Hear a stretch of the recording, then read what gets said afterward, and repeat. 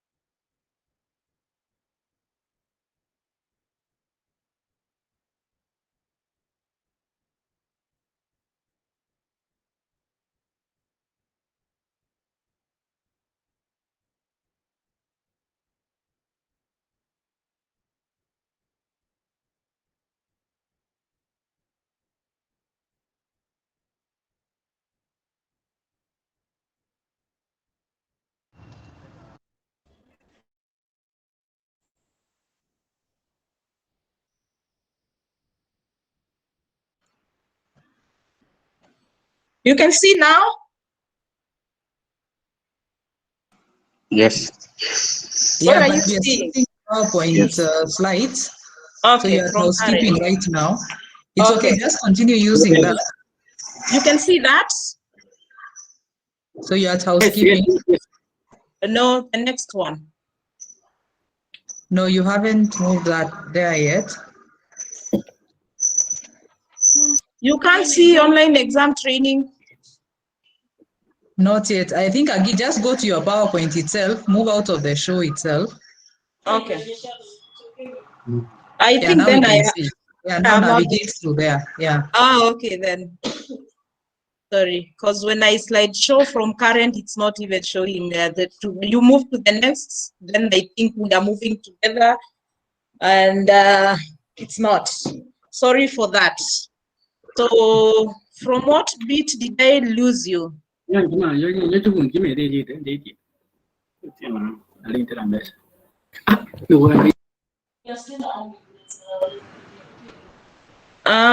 Jenu, from the students. Yes. From what bit did I lose you? From the students? From slide 1. From slide 1, okay. Okay, so let me just go through that again once more. Yes. Sorry for the hiccups.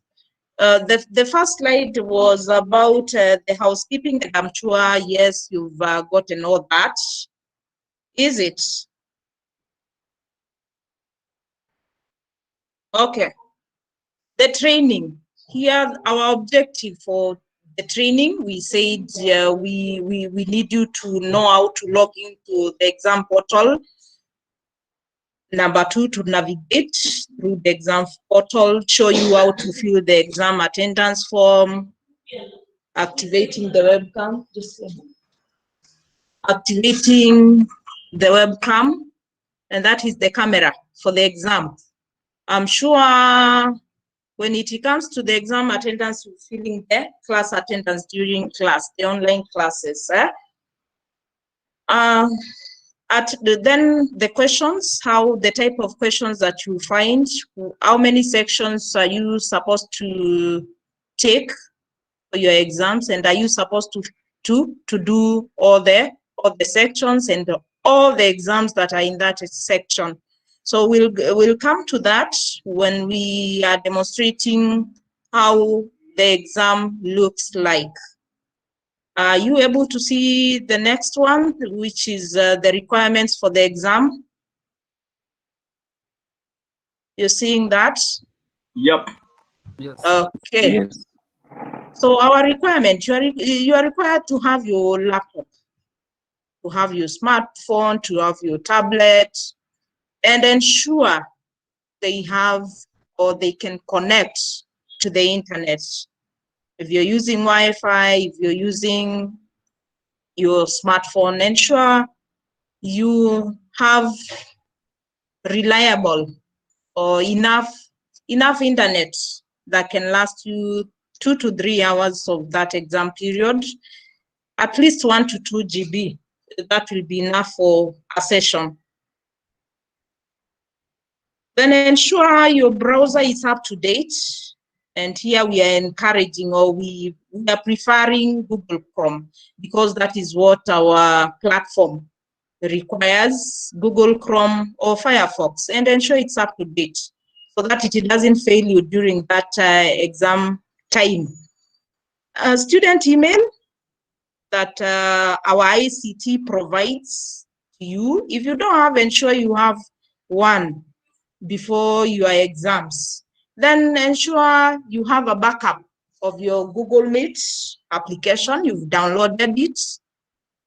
But just in case your gadget fails, at least you can go back to your phone and continue taking the exam. Ensure also you have a power backup.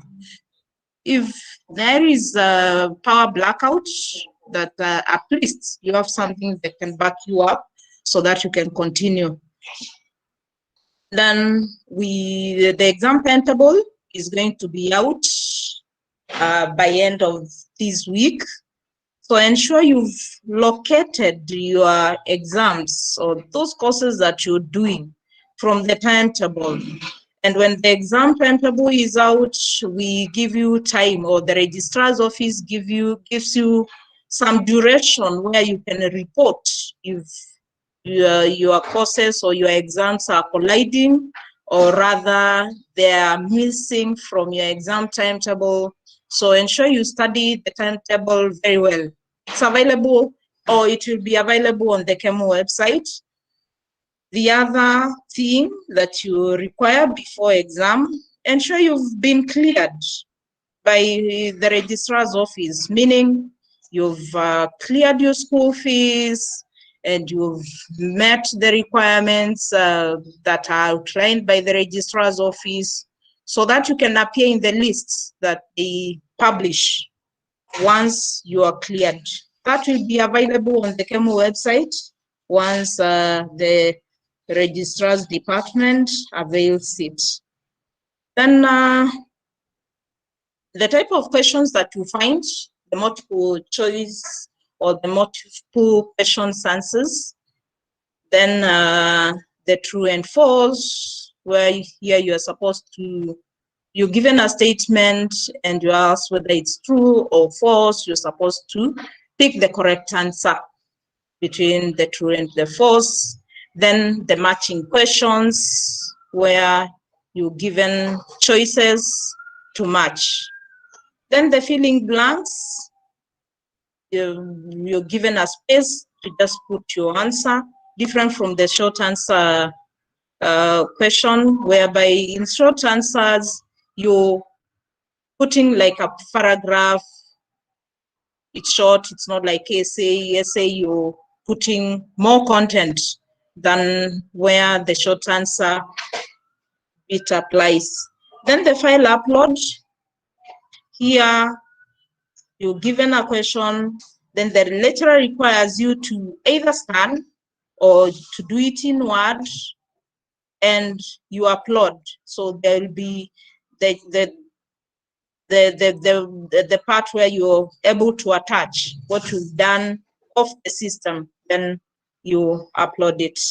In this area, we are going to do it practically after I'm done with my presentation. Jonathan will take us through the demonstration of how the exams or what to expect in your exam. The exam portal, please note that is the link, the digital.kemu.sc.ke. If there will be a direct link to the exam, like what we were having last in the last exam, the third trimester 2020, we had a direct link that enabled you to access the exam very fast. So we will avail that during that time if it should be there. Then this is how you log in. And please master this bit because we are going to take the exam with you after the demonstration from Jonathan. You're supposed to log in with your registration number, the same way you log into our virtual platform with your registration number. Remember, you're replacing the stroke with hyphen. Then the password is we normally give you your cell phone number as the password, but here for the exam purposes, we give you the middle number of your registration number. Then you add the year of your admission. So for example, this registration number, I hope you're seeing this, HSM 1567 1 2021. We've replaced the stroke or the slash with a dash or with a hyphen 2021, and the password.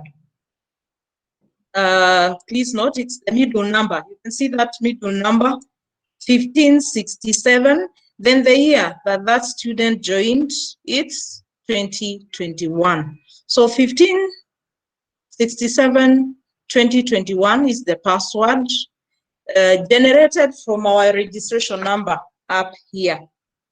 So it's good to confirm the exams that you're taking, and they will all appear on your courses.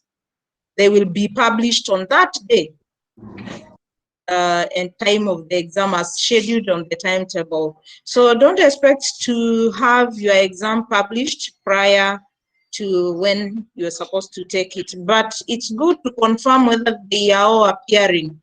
Even if it's missed exams that you registered that you're taking, please make sure they appear under courses, okay?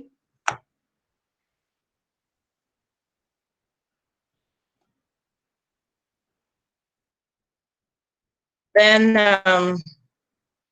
you can see that the challenges experienced during the examinations. What challenges do you experience? I'm sure if not, it's not your first time to take these exams online. I'm sure you will have that during the question and answer time, and you will tell us all the challenges that you experience when you're taking the online exam. So therefore, if you experience any challenge in your exam,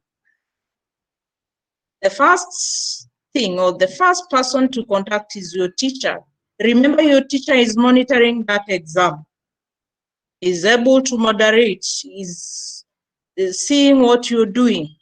So if you encounter any challenge, ensure you call the teacher, alert the teacher. You can use the inbox tool to communicate the challenge that you're having, and the lecturer is able to respond. Then the next people to contact is the DVBL team, the virtual learning team. And here you can do an email, or you can just call. You can see these numbers, the direct calls here. Because I believe when you're doing the exam, you don't have much time. You can call all these numbers based on the school that you are in. You can call Jonathan and School of Business. You can call Jocelyn, Medicine and Health Sciences. If your program is, or if your school is Education and Social Sciences, you call Ken Itonga.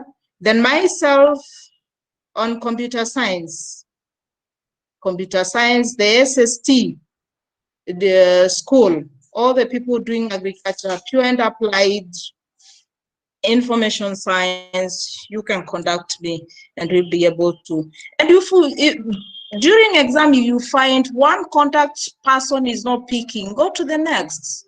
We'll be able to assist regardless of the school.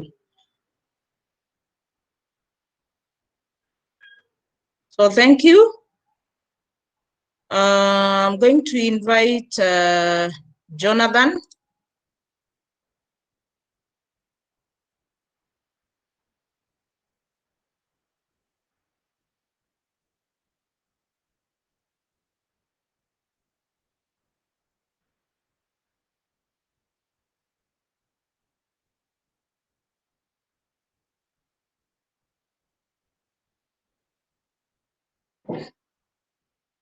Thank you. Before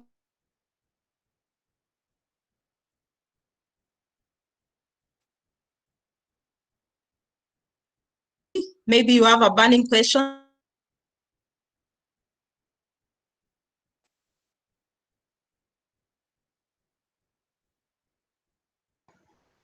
I can see Chenge has raised his hand. I think we'll just have 2 minutes of quick Q&A because I'd really like us to have the question and answer towards the end.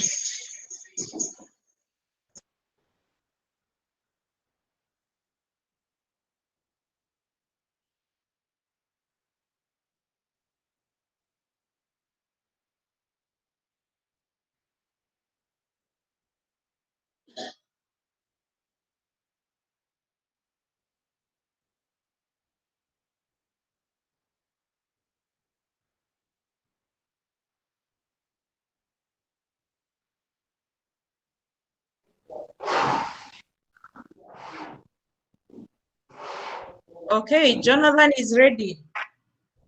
Okay. Welcome, Jonah. A question.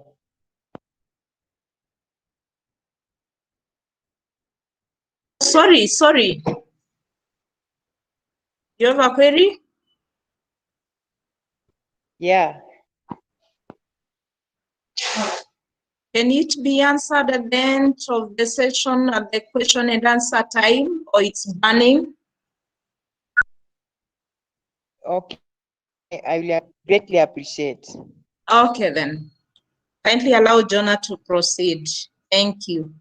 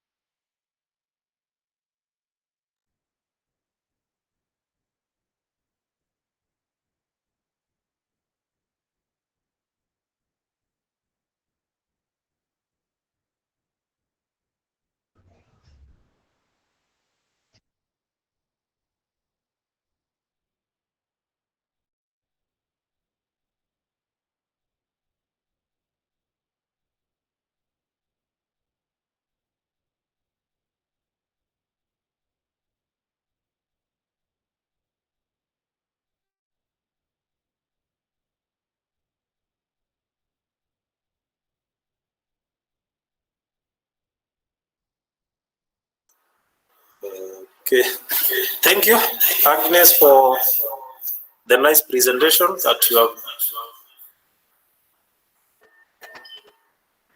Sorry for that. Thank you, Agnes, for the nice presentation that you have shared with us this afternoon on virtual learning. On digital examination portal. Good afternoon, everyone. Good afternoon. Good afternoon, Jonathan. Good afternoon, everyone, and welcome to this second part of our presentation on the online examination training that I'll be taking you through now. Actually, the main objectives of this training, and one of them is to enable you or to show you how to log in first into the digital examination portal. The second objective is to make sure that you are able to navigate through the exam portal. And the other one that I'm going to target is ensure that you are also able to fill in the exam clearance form, activation of your web camera, like the way you can see I've done mine, and the last one will be taking the exam. So I request you come with me as I take you through those steps one after the other. So I'm actually starting with the first one, that is how to and load the digital exam portal. Are we together, good people? No. Yes. Just type yes, yes on your chat box so that I can actually get the confirmation. Thank you. Thank you so much, Dixon, Omondi, Caro, Charity, Lillian, Kamau, Cliff. Thank you so much for confirming that we are together. So now, Agnes has told you that you need to observe the housekeeping rules. Make sure you follow that. I've already shared my screen, and so logging in or locating. One of the outcomes by the end of this training is to make sure that you can locate the digital platform, and the digital platform is accessible through this link. I am sure you are able to see that. It's accessible through that link, digital.kemu.ac.ke. That is the link. You can write it somewhere. I hope you have a pen and a paper. That is a characteristic of a good student, to be having a pen and a paper and noting down some of these things, because you might not get everything as we do it here. So the link is digital.kemu.ac.ke. Once you go to that link, you can use either browser that you have. You can use Chrome, Mozilla, either browser that you have will direct you to the exam portal. So once you Google that, you will get to see this page here. You can see the page requires you to type in your login ID and the password. I'm assuming, for example, I'm using Chrome and I've searched for the link, so I'm able to see this page. So the page requires you to put your login ID and a password. So if you are using your machine, I assume you have all the requirements that Agnes has told you to have before you come to the examination. Because as you come to the examination portal, you will have a lot of fever for the exam, and therefore you might forget even the link. So that's why I'm telling you, get a pen and a paper. So when you have your details ready, she has told you that the login ID to this portal is your registration number. Your student registration number. Every student in KEMU has a registration number, and that's what we identify with. So type here your login ID as your registration number. For example, if my number is, I belong to the School of Business, BUS-1- maybe 000-1, then I replace the stroke with a dash here, as she has said, -2021. That becomes your login ID to the examination portal. You have already located the portal from the various browsers that you have. And now what you are doing, you are logging in. This is how you type your login ID. Then you go to type in your password. I hope we are doing that together. Mungatia says that you can't see. You can't see my screen. Mungatia, Benson. It's okay, Jonah. Go ahead.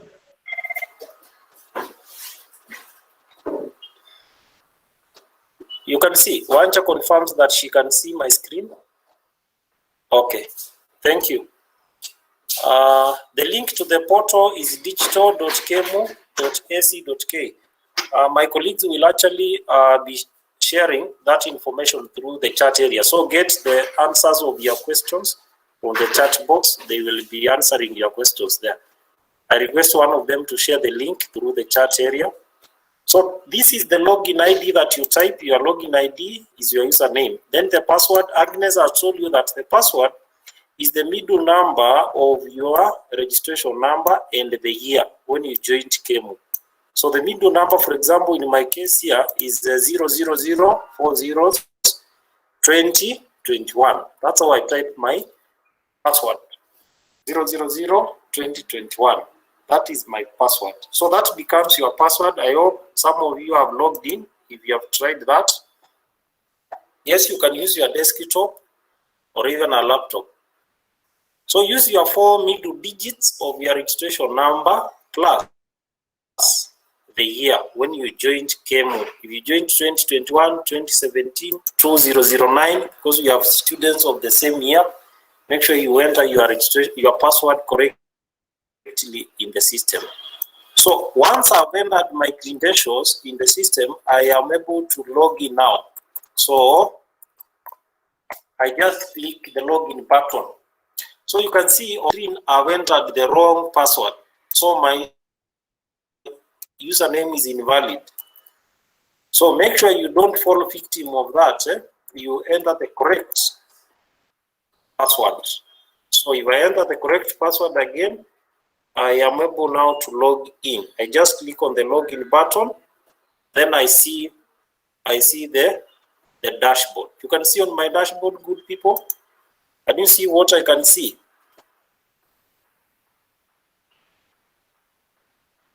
Yes, Mutembe, thank you. You can see my dashboard there as 3 courses. Thank you. Munyendo, Wanja, Zomo, and the rest for confirming. That's my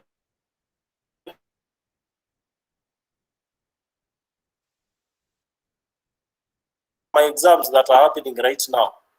So you can see I have 3 papers to do.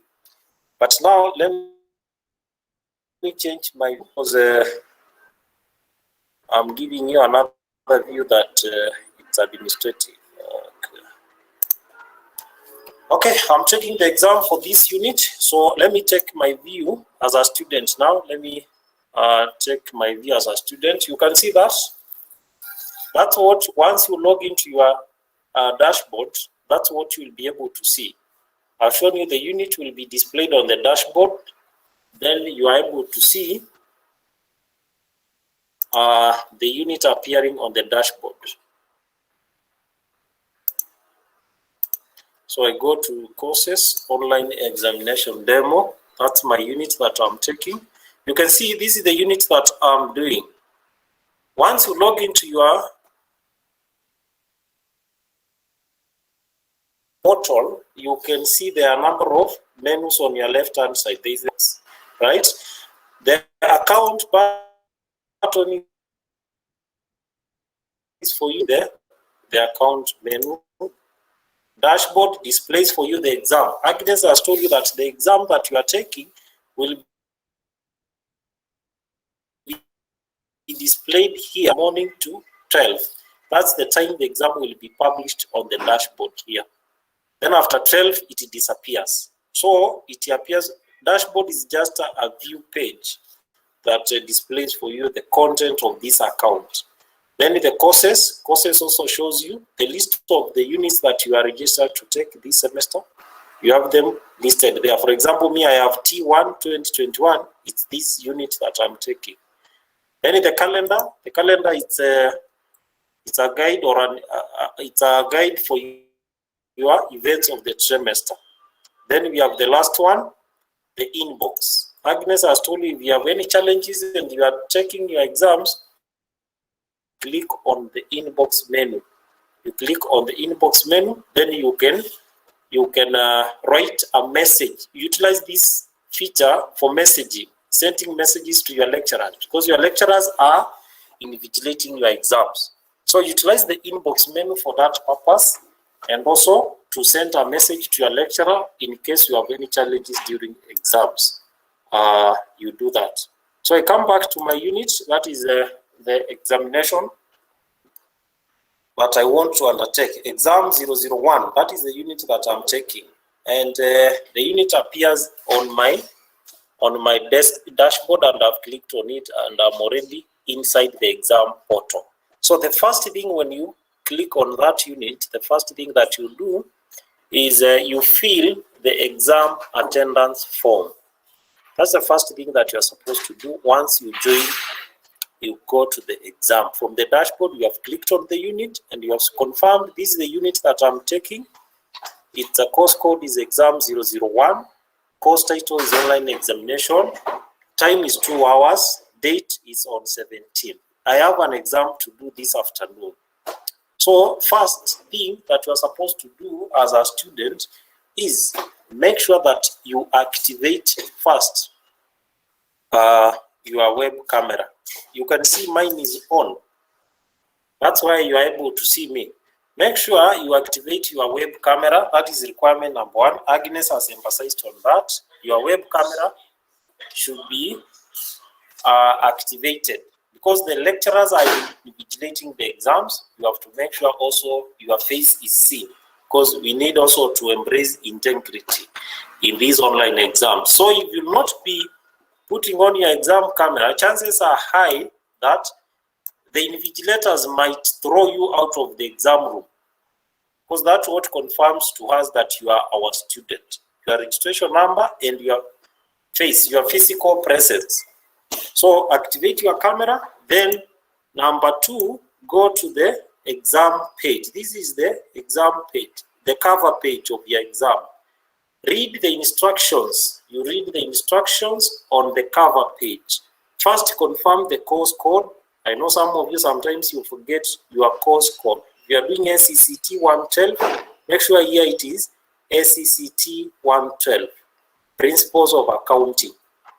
Research methods. Confirm that. Time is 2 hours. So it means I have this exam with me here for 2 hours. After 2 hours, the exam will disappear from my page. Read the instructions carefully on the exam paper. First, sign in the attendance sheet. That's the first thing that you are supposed to do. Join the exam conference through the URL link or the webcam room and stay in the conference with your camera on and the microphone off throughout this exam session. That's what I've just emphasized. And the instructions are there. Your web camera should be on throughout the exam session. So don't put off your camera. Make sure that your camera is on throughout. Number 3, if you run into any difficulties while doing the exam, use the inbox or the chat and write a short email message to your lecturer. That's what I've said. And I've shown you to click on the inbox, then you write a message to your lecturer. Remember, copying and pasting any web-related material and presenting them as your own answers is an exam irregularity. In KEMU, we discourage plagiarism. So don't think that you will post to us any material you have plagiarized from the internet and we will mark it for you. Actually, we are going to penalize you and send you for a disciplinary for a period of 1 trimester, and there are repercussions once you are shortlisted to appear in the disciplinary. So Hassan, Richard, and Romondi, don't be victims of the plagiarism. Make sure that you do your original work. What lecturers examine you is what you have all been doing. So it is as simple as just being original with your work. Don't plagiarize because you are doing exam online. Otherwise, that is an academic irregularity that qualifies you to be discontinued from the university. So don't fall a victim of that, and that's the reason we are taking this training very seriously, and we are doing it so that we make sure you don't fall victims of the repercussions, or if you don't do the exam as per the requirements. Remember, these exams are also moderated, and also the university, you become a face of the university if you practice integrity and you show competence of what we have taught you in class, either face-to-face or even the online. The exam. Now you have got the instructions clearly. Now you are going to the exam. The exam has three parts, section A, B, and C. Read all the instructions under each section carefully. This is a cover page that has all that information. So you see, good people, if you are a good student, you just need to follow instructions.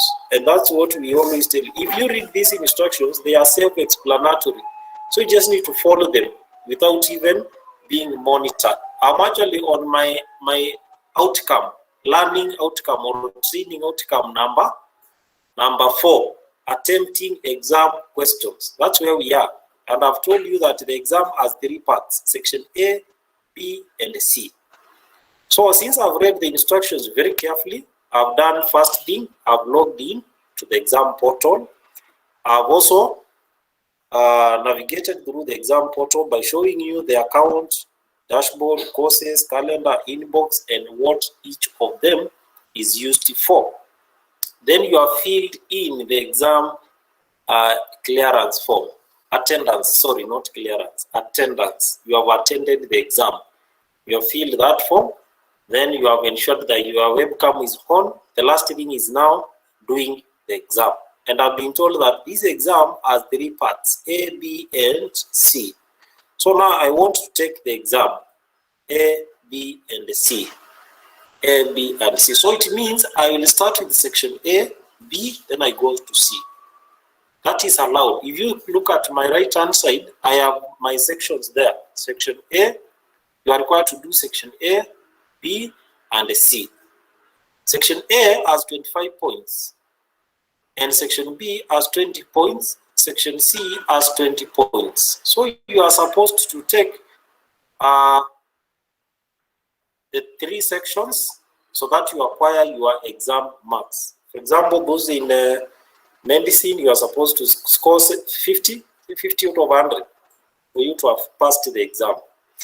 School of Business is 70. The exam is out of 70. So what you score, we add to your coursework marks. By this time, good people, you are coming to do your exams, make sure you have submitted your assignments and you have attended to your quizzes or cards that the lecturers have been giving you on the virtual platform. Because if you do not submit your assignments and you not do your cards, then you will not be even allowed to come to the exam portal. You remember, that's why Agnes, I told you that you have to make sure you obey what the lecturers have been teaching you so that your name can appear on the list that will be published on the website. So once you are ready, you have read the instructions and you have known the time limit is 2 hours and you are ready now to go. You can go to section A, you can go to section B, you can go to section C.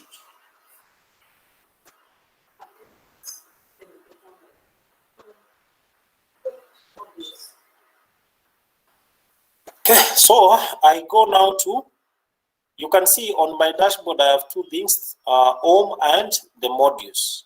The home has been displaying for me the cover page.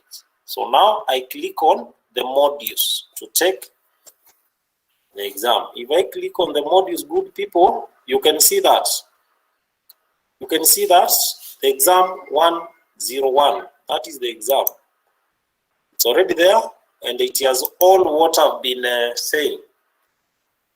It has all what I've been saying. If you click on the modules, you can see these good people, the exam attendance form, it's already there.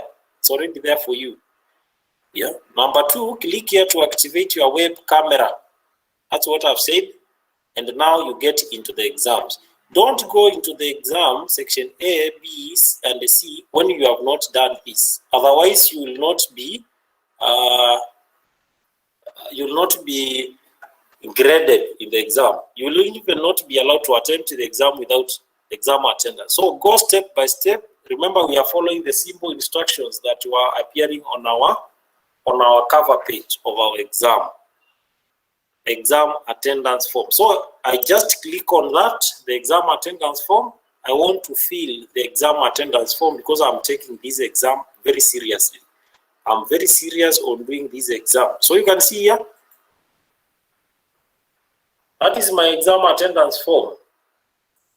My exam attendance form is already appearing there. So I'm supposed to fill in my details, student details. First, start with your full name. Okay? Good people, my name is Jonathan Musau. That's my name. So I fill in my name there. I go down to type in my registration number.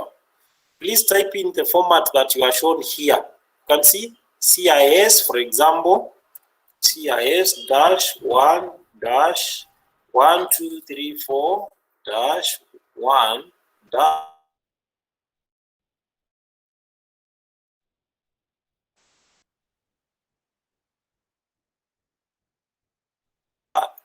20 registration number. I type it there clearly. Then I move on. Unit call. The unit I'm taking this afternoon is exam what? Exam 101. Are you guys? Then I give it the name. It's online exam demo. Let me first get back to you. I feel I've left you out. Is there anyone who has managed to log in? Good people.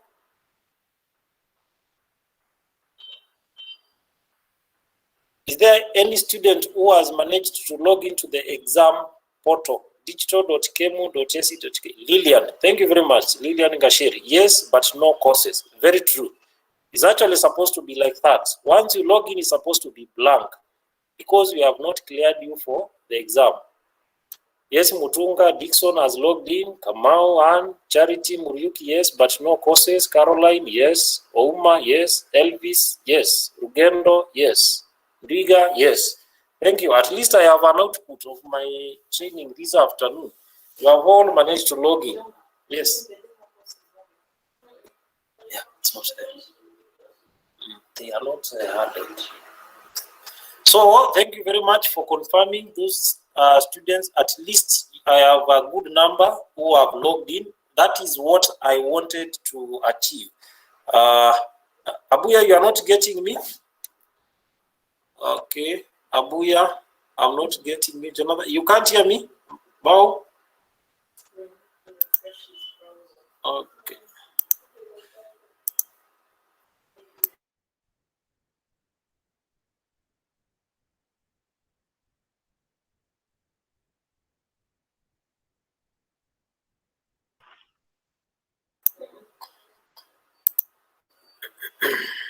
So let's continue. Thank you for those who have confirmed that you have logged in.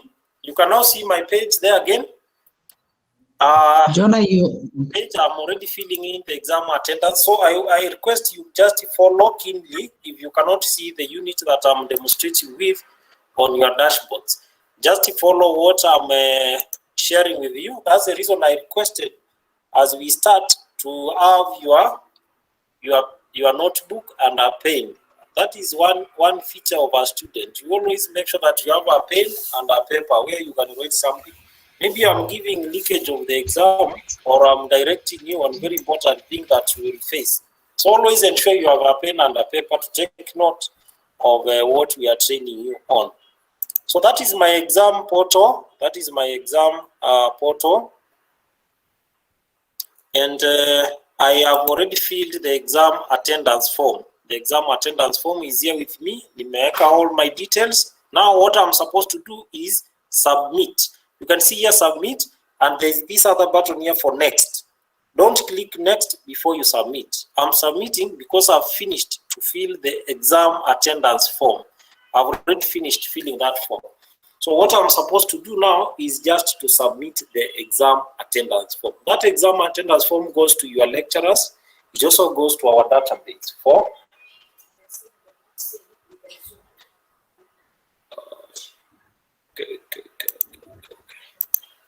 yeah, I get there are some students who are saying they can't see. So let me zoom the presentation.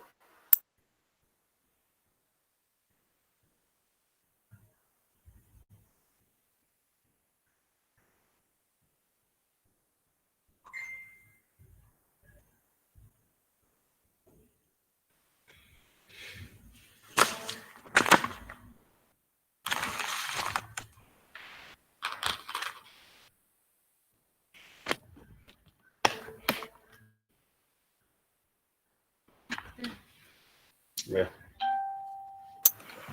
You can see that now? Is it better? The visibility? Irene has confirmed that it is better. You can see it better now? Yes, Dixon, thank you. And then Nduku, yeah, if that's better, then I think we can continue.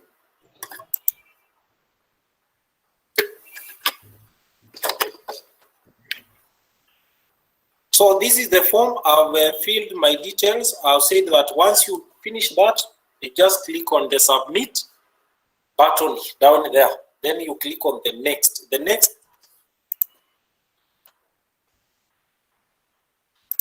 If I click on the next button, it will take me to the next exam, to the next part of the exam, which is activating the web camera. So I click now on submit. Once I click on submit, this is the message I'm getting, good people. Your response has been recorded. That's what you expect to get. So I've already filled in the exam attendance form. So I click on the next. I'm moving to the second part of my exam. Click here to activate your web camera. Still, I'm under modules. The exam is this one. I'm told to click here to activate my web camera. So if I click on that, you click on this, it takes you to another tab. You get another tab where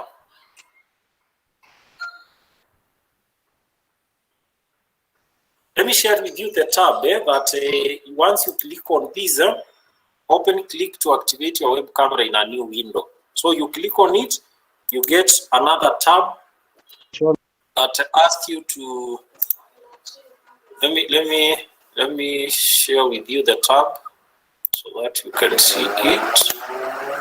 Okay, my good people. This is the tab that you will see when you click on activation of your web camera. That's what you will be able to see when you click on that. Yeah? This is what you will be able to see. You click on the tab, it will direct you to do what? To join. So you enter your name there, and now you join the exam. Sawa good people. You enter your name there, then you click what? Join.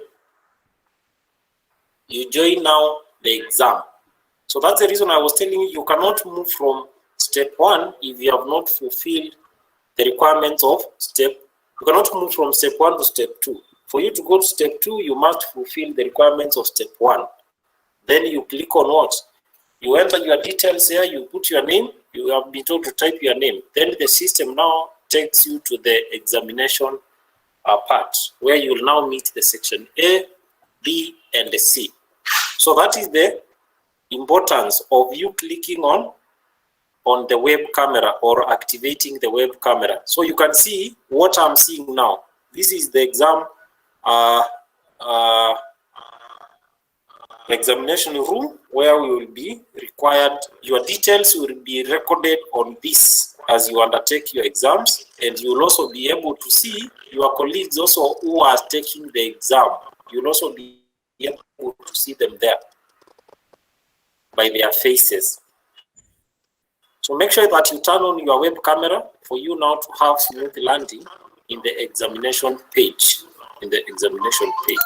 So I go back. Let me go back to my presentation again. Let me stop sharing that. Then I can get you back to our page. Okay. So this is where we were, and I've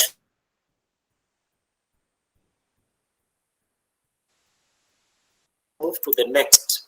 So the next button takes you to now section A of your exam, attempting the exam questions. So you can see I've already landed on my section A that I'm supposed to do the exam. I'm supposed to do my exam on section A. So read carefully the instructions that you have been given in this section before even you start taking the quiz. Before even you start taking the quiz. For example, the due date, March 17 at 6 p.m. So this exam, it's due by today at 6 p.m. It is worth 25 points, and there are 4 questions.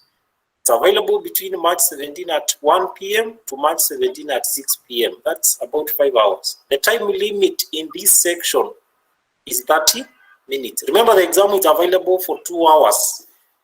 So the exam is available for you for 2 hours. So it's up to you to choose within the 2 hours from 8 in the morning to maybe 10. You choose your time when you will sit in for the exam.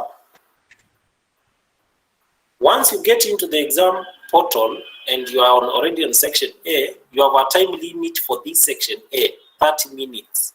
So make sure within the 30 minutes, you have finished section A. Or even you can finish earlier or not later than the 29th minute. Make sure you can actually submit your work before the system hits at 30. Because after 30 minutes, what happens is that the system locks itself and you cannot actually do the section A. So you will have now to go to section B. And you have been told, in case you face those challenges, you use the inbox mail there to contact your lecturers. Right through the inbox. Then your invigilators will be able to respond back to you. And maybe they can give a time extension depending on the exam regulations. They can also advise you on what to do once you have any challenges as you undertake your exam. So read the instructions there. On this section, we have been told, select and answer only 2 questions of your choice in section A. Select and answer only 2 questions of your choice in section A. So you can go straight and click what? Take the quiz. You take the quiz.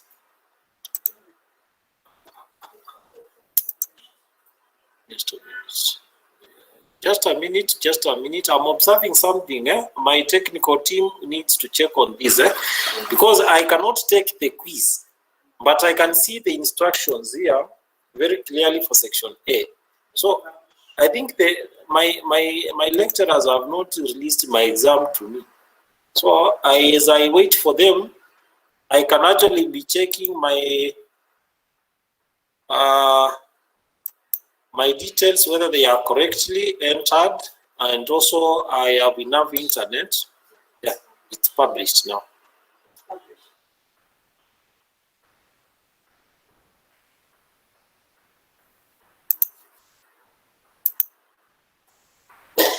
So I have 30 minutes to take the quiz. I have 30 minutes to take the quiz. My team, you need to check on section A. Yeah, it's muted. I can't take the section A, but I can take section B. So you see, I've clicked on next and I'm able to go to section B, where I also see the same instructions, attempt all the questions in section B. So you can start with either section A, section B, or even section C. It will depend with you. There is that freedom for you. You can start with the section A, section B, or section C. That is allowed. That's allowed in an exam sitting. You can start with either section A or section B. So you can see. Let me.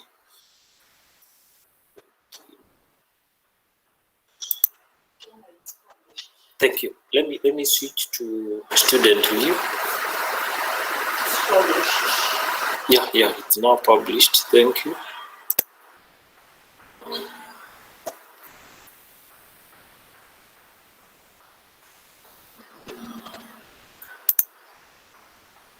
Thank you.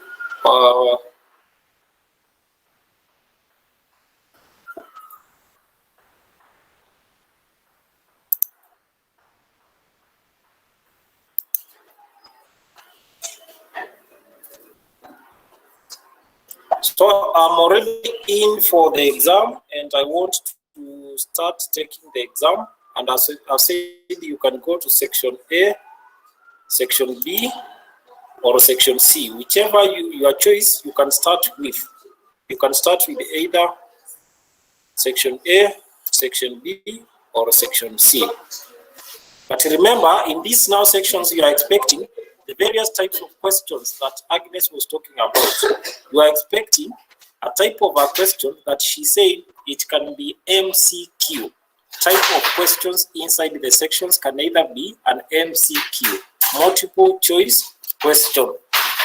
It can either be a true or false question where we ask you, is Kemu a university? Yes or no, true or false. That is the type of questions you expect, and she shared to us very well on the various types of questions that we are expecting to find in these sections. So if I go to the other one, it can either be a question of matching, where I'm supposed to match maybe a certain item with another one, matching. Another type of a question that you can find in this section can either be a fill in the blank question, where you have been given a statement and you are told to fill in the blank in that question. Then also a short answer question. You can find a question that is of short answer. You are supposed to type your answer inside there, just below the question. An essay question. An essay question you are supposed to discuss about a certain phenomenon in the market, right? That is an essay question. So you are supposed to discuss there by typing your answers inside that page. Then we have the file upload question. That is, a file upload is, for example, students doing accounting. Those who are doing accounting 1, you have been told to prepare the balance sheet, trading profit and loss account, and you are not able to type all that information there. You can actually get a full scope and draw very well a good balance sheet, trading profit and loss account, and then you scan that page and upload it. That is a file upload question. Or you take a clear picture of your calculations in that unit and just upload. Those are the various types of questions that we are expecting to meet inside my examination here. I am expecting to meet those types of questions. So it is very important that you also have the same mentality as you face the exam that I'm having, good people. It is very, very important. Make sure that you do what? You have that mentality of the type of questions you are expecting. Not the type of answers, but the type of questions. So I go now to my section A. Now I have shown you the instructions. Everything is there. Select and answer only 2 questions of your choice. That's where we were. Section A, 25 points. Time limit, 30 minutes. Are we together? We start taking the quiz.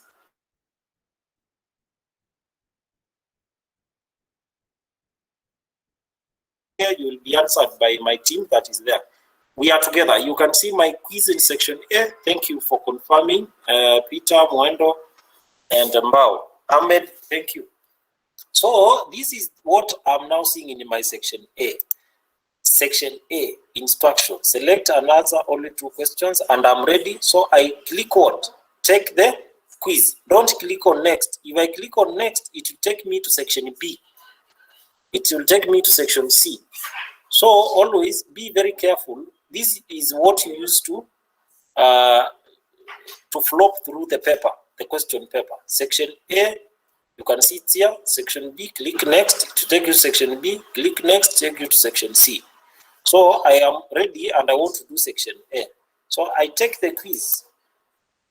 I click on take the quiz. I have the mindset of the type of questions that will be shown here. This quiz will be submitted in 30 minutes, good people, 30 minutes. So depending on my preparation for the exam, I can now take the quiz, and I've started taking the quiz. So the countdown, the time has already started elapsing. I have started at 3:18 p.m. So you can count 30 minutes from 3:18 p.m. It will be 3:48 p.m. That's when this quiz will elapse. Question 1. The examiner asked me, list activities that children could engage in during the current pandemic restrictions.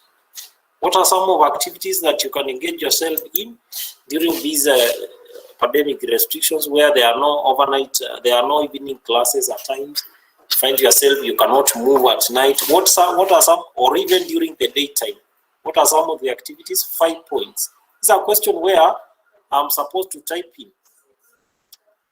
I am supposed to give in my short answer here. Short answer. For example, I can say a student, let me type on caps so that you can be able to see. A student can be involved. Okay, it's always ethical to put something like this. I've seen my students sometimes, you just say, you type here, answer. It also shows that you are a bit organized, and I type answers there. Then I start the first one. I'm making it in a paragraph form because these are questions where I'm supposed to type my short answer, 5 points. A student can be involved in the following activities. The following activities. Then you list the activities. A, be involved in what? Reading, right? B, doing what? Research work. That's an activity you can engage yourself in. C, doing something like what? You can say housekeeping duties because you are at home. There are a lot of restrictions. Then you can give as many as possible. As mentoring other students, you can involve yourself in mentorship activity. You can involve yourself in maybe church activities. Church activities. You can name them. Remember, you are after 5 points. So the more you limit yourself to the points that you are giving to your examiner, the more you also scoop less marks in this. So I've listed, good people, I've listed my activities there. As a student, as a good student who wants to scoop the marks, don't just list. Yeah? It is your duty to go ahead and explain about reading. So put some sentence there and say, I can do this and this. Research work, go to libraries and collect data or do this and this about the pandemic. Housekeeping duties, explain a bit there. Mentoring programs, explain a bit there. Don't leave it like that. Then church activities, explain a bit there. Remember, you are after 5 points. So I have not gone to copy and paste here, good people, because I know some of you will be tempted to do that. Please don't do that because we have anti-plagiarism software that we are going to test your work as you put it there, and we'll be able to tell you where you got this work from. And now we also shortlist you for an academic disciplinary. So the best thing is just type the work there. I've typed there. How many minutes have I used to type there? I started at 3:18. How many minutes have I used to type the answers there? Very few minutes. So don't copy and paste here. Otherwise, you just risking your academic work. So just type there, highlight every point that you have done. You are taking your time to do your exams without being in a hurry. Highlight the main points so that now also the examiner can be able to see that his or her student got himself or herself to do their examinations. So I have put my answers there. Then now I have also highlighted the specific ones to my exam because I want to scoop a number of marks. I've done question 1. So I go to question 2. Time remaining is also running. Down there you can see my time is, I have 24 minutes still to go on section A, and I have only 3 questions, don't forget. So now I put my answers there, everything, I finish. I go to question number 2.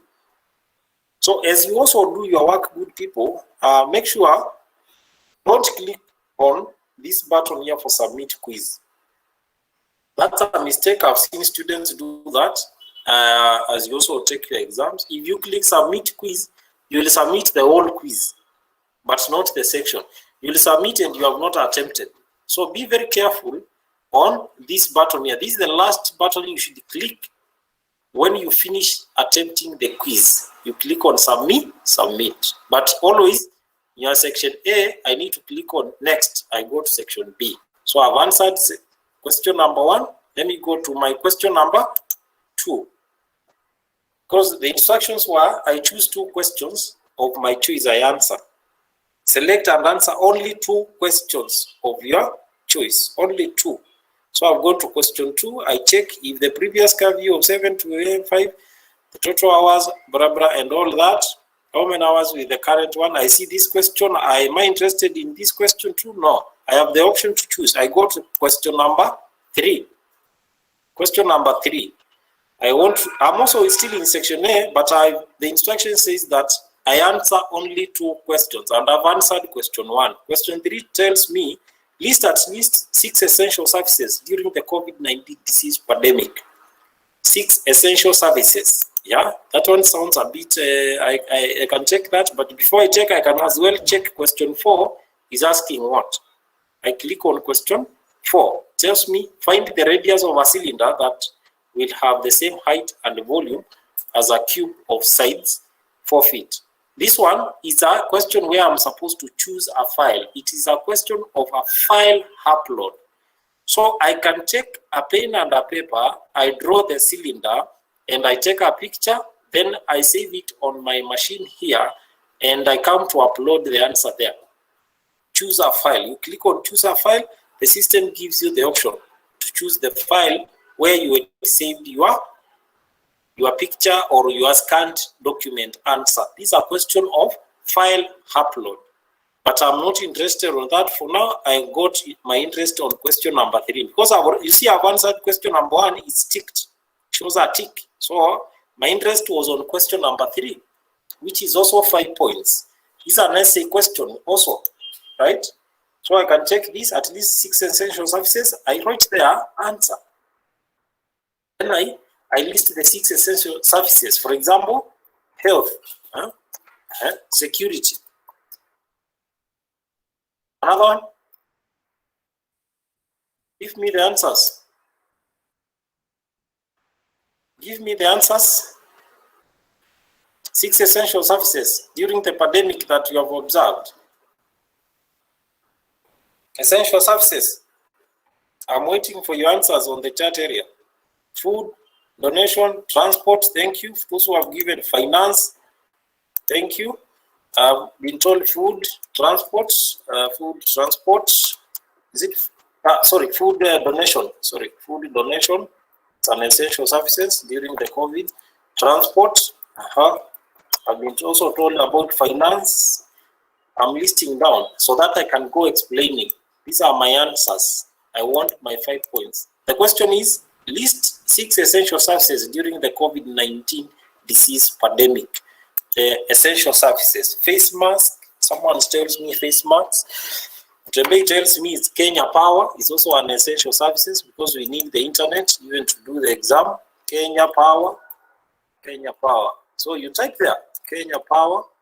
Bearing in mind that I'm first listing them, then I'll come to explain them later. There is the fruits, as Kim and Moses saying, fruits. Fruits is an essential services. Water is also an essential services. I'm getting the answers from my good friends here. So, access to clean water, thank you. Those are some of the essential services that are crucial or they are very important during the COVID-19 disease pandemic. So I've listed all of them, at least 6. I've listed more than 6. Now I can go explaining how health is an essential service, how security is an essential service. You explain there. Food donation is an essential service in relation to COVID-19. So you put your answers there, as simple as that. Put your answers there. Put your answers there. Very simple. Put your answers there. I've typed, I've not copied and pasted.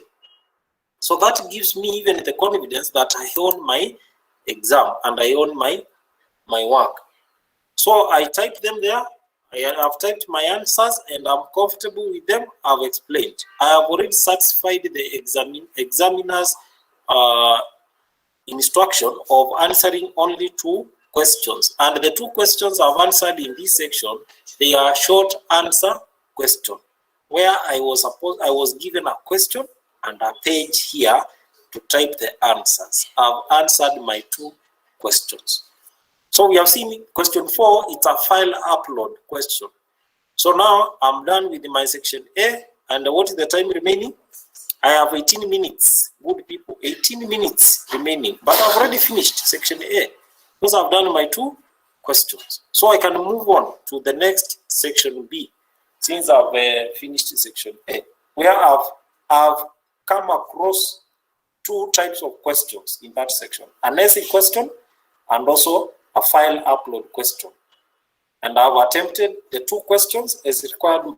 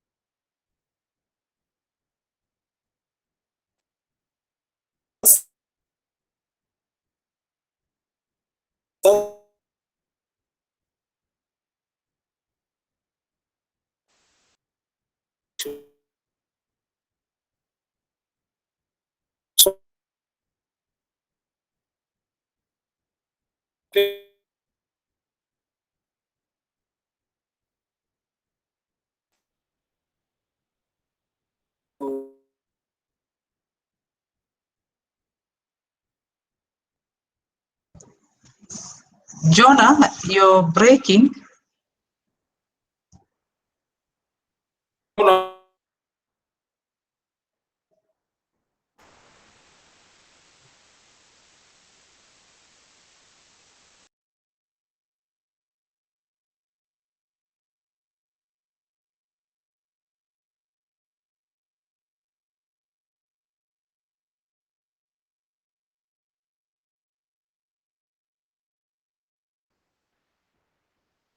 You can hear Jonah?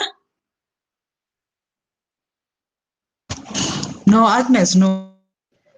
No. Okay. No. I think Maybe you he can has log out and log in lost again. connection. Okay. Okay.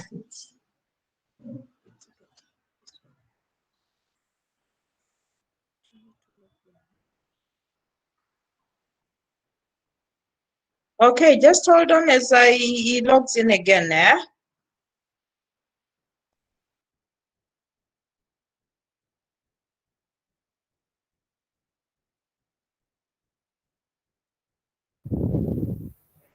Hi people, guys. I was asking what can't I say about the exam parts?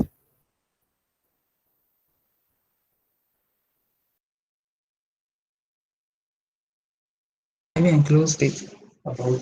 Fatma, kindly text your question. Okay.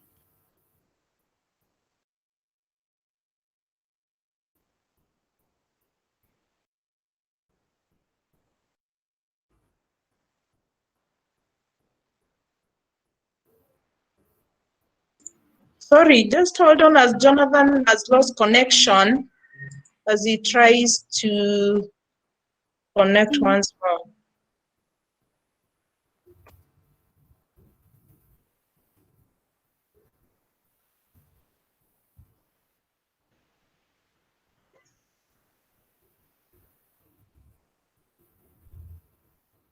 Jonah, I think you can use mine. I just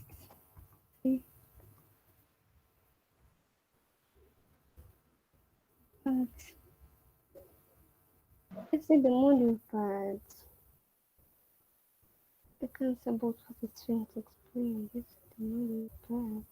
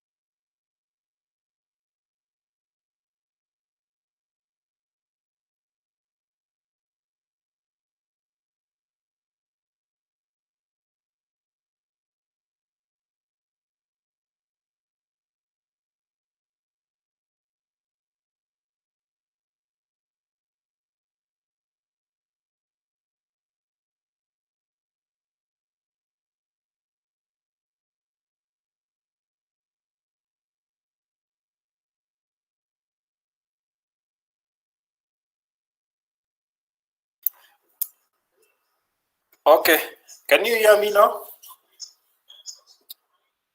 You can hear me? Yes. Are you able to see my screen? We were already done section A. Thank you. Thank you for confirmed. So now we have finished section A where we did question 1 and question 3. And the time limit is 12 minutes. Still I have 12 minutes, good people. This is good. It's happening. These are some of the challenges you'll be facing. So somehow they are intentional. I show you what you do when you face the challenge. You communicate to your lecturer, communicate to the invigilators, but don't just keep quiet or assume that the examiner will understand that the network got you disconnected. Communicate. So I've done section A, I go to my section B. Let me go to section B since I've already finished section A.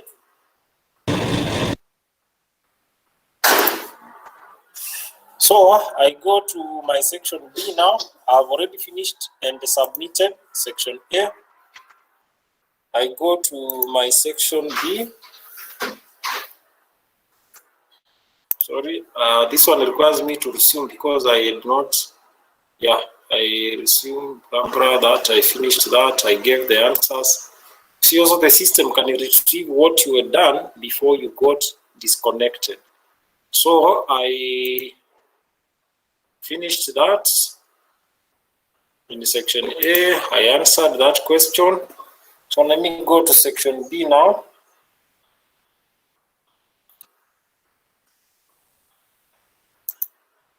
Section B, I click on next.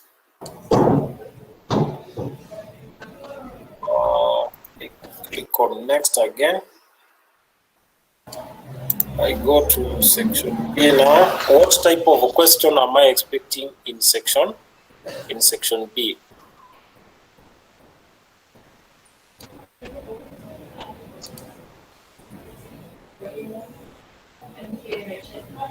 So I'm done with section A.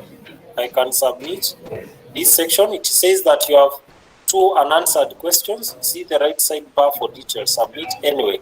I already answered my 2 questions, so I can submit that section. Section A. The system, you can see it's submitting section A, and I've already finished section A, where I've taken 20 minutes to do my questions. So I can move on to next here. Click on next. When I click on next, the system takes me to section B, where I'm supposed to do what? Attempt all the questions in section B. 20 points. Questions are 8. Time limit is 20 minutes. So good people, you see here, there are 8 questions, 20 points, and the time limit is 20 minutes. So once I take this is a quiz that I'm supposed to take for 20 minutes. Not like the other one that I've taken, which had only 30 minutes. This one is shorter, 20 minutes. So what type of a question am I expecting as I start taking the quiz? Great. I'm ready. I just need to click on take the quiz. So I click take the quiz. The system gives me the questions in section B. Attempt all the questions. Those are the quiz instructions. And this is a type of a question. Number 1, match the Sheng phrase to the meaning. Let me move to the next question. I'm not interested with that one. Section B. Still section B, I'm going to question number 2. These are type of a question that it's here. The type of a question in this case is a situation where you are being given a picture. In this picture, list the observable violations in relation to the Ministry of Health guidelines on COVID-19 control. You are supposed to type your answer there, an essay question. Yeah? It's an essay. You can type your interpretation of this picture. You type your answers there.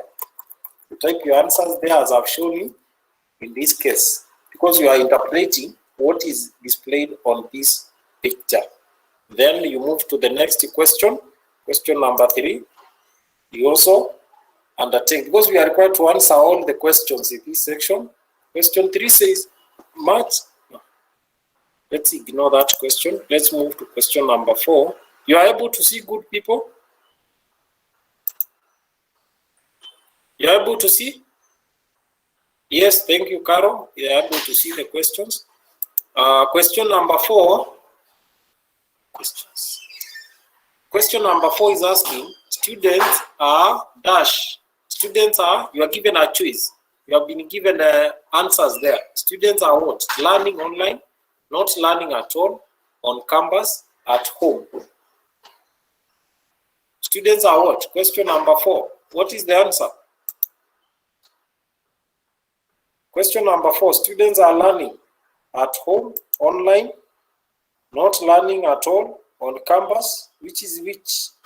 This is a question that you are supposed to tick the correct answer as per your judgment. You tick the correct answer. So it is a multiple choice question or a true or false question?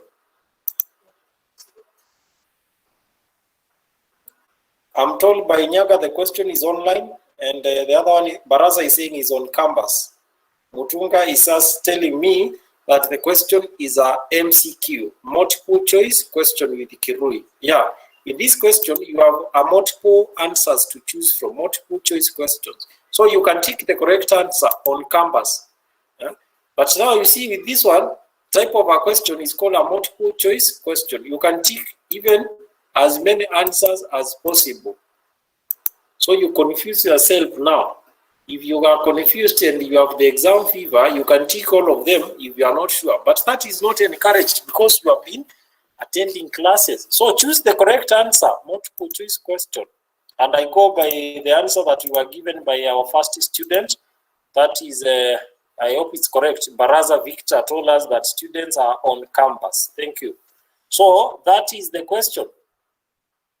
I have ticked the correct question on campus. Then I move to the next. Remember, I'm answering how many questions? 8 questions, and I'm on question number 4. Question number 5, you just click on next. It takes you to question number 5. My university is, you are given a blank page here to answer.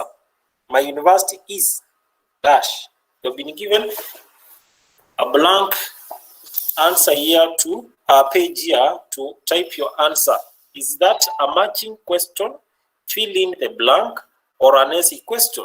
I'd like to hear from you. My university is dash.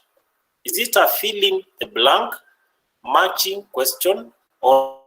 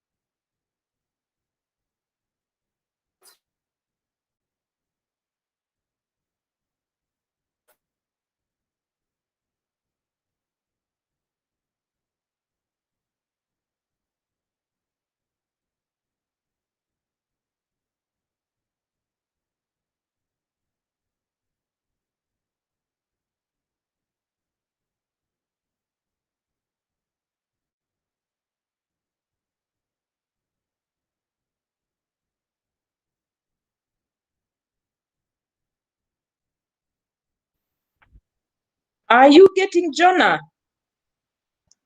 No, Agnes, no. No. Okay. We've lost Jonathan again. Nice. Okay.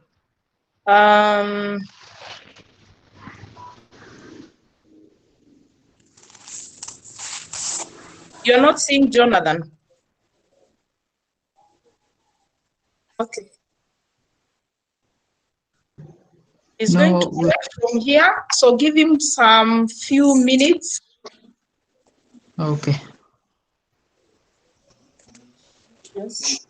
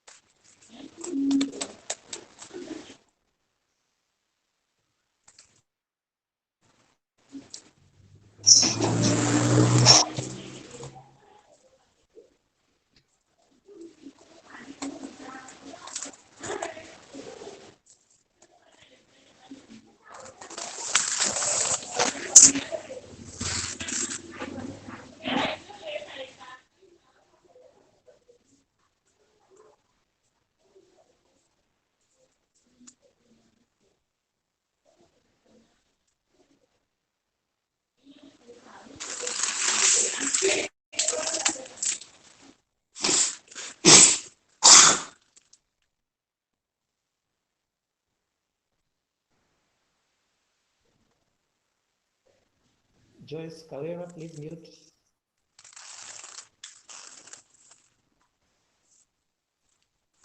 Joyce Kawera.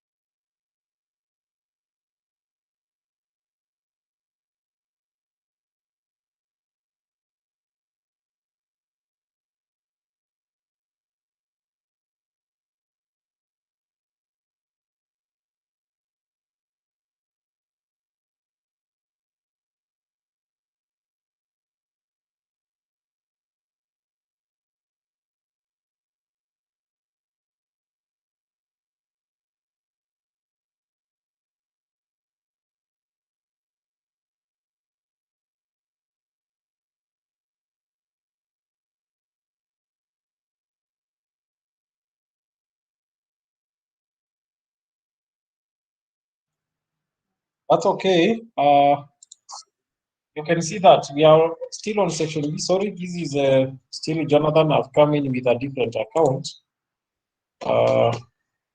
I'm sure now you are able to see. You are at section B where, yes? Yes. Thank you, Kazungu and Nyango, for confirming. So we were at section B where we are already attempting the 8 questions and we had already started the quiz. Let me.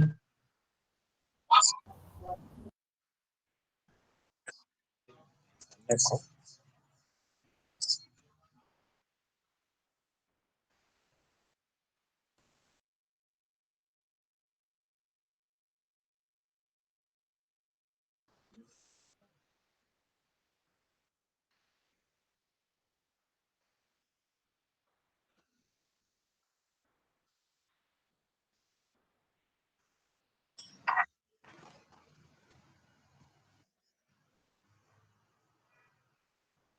Is everything okay?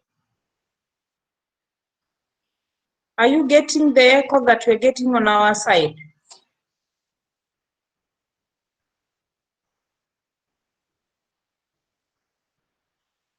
Okay.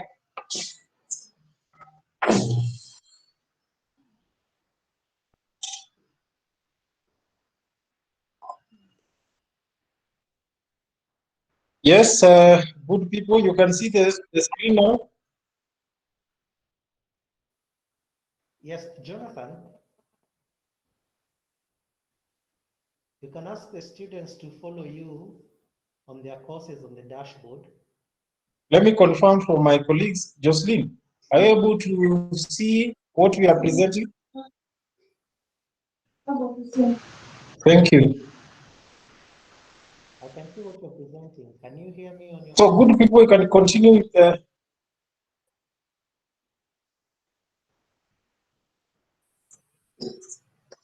Okay, continue.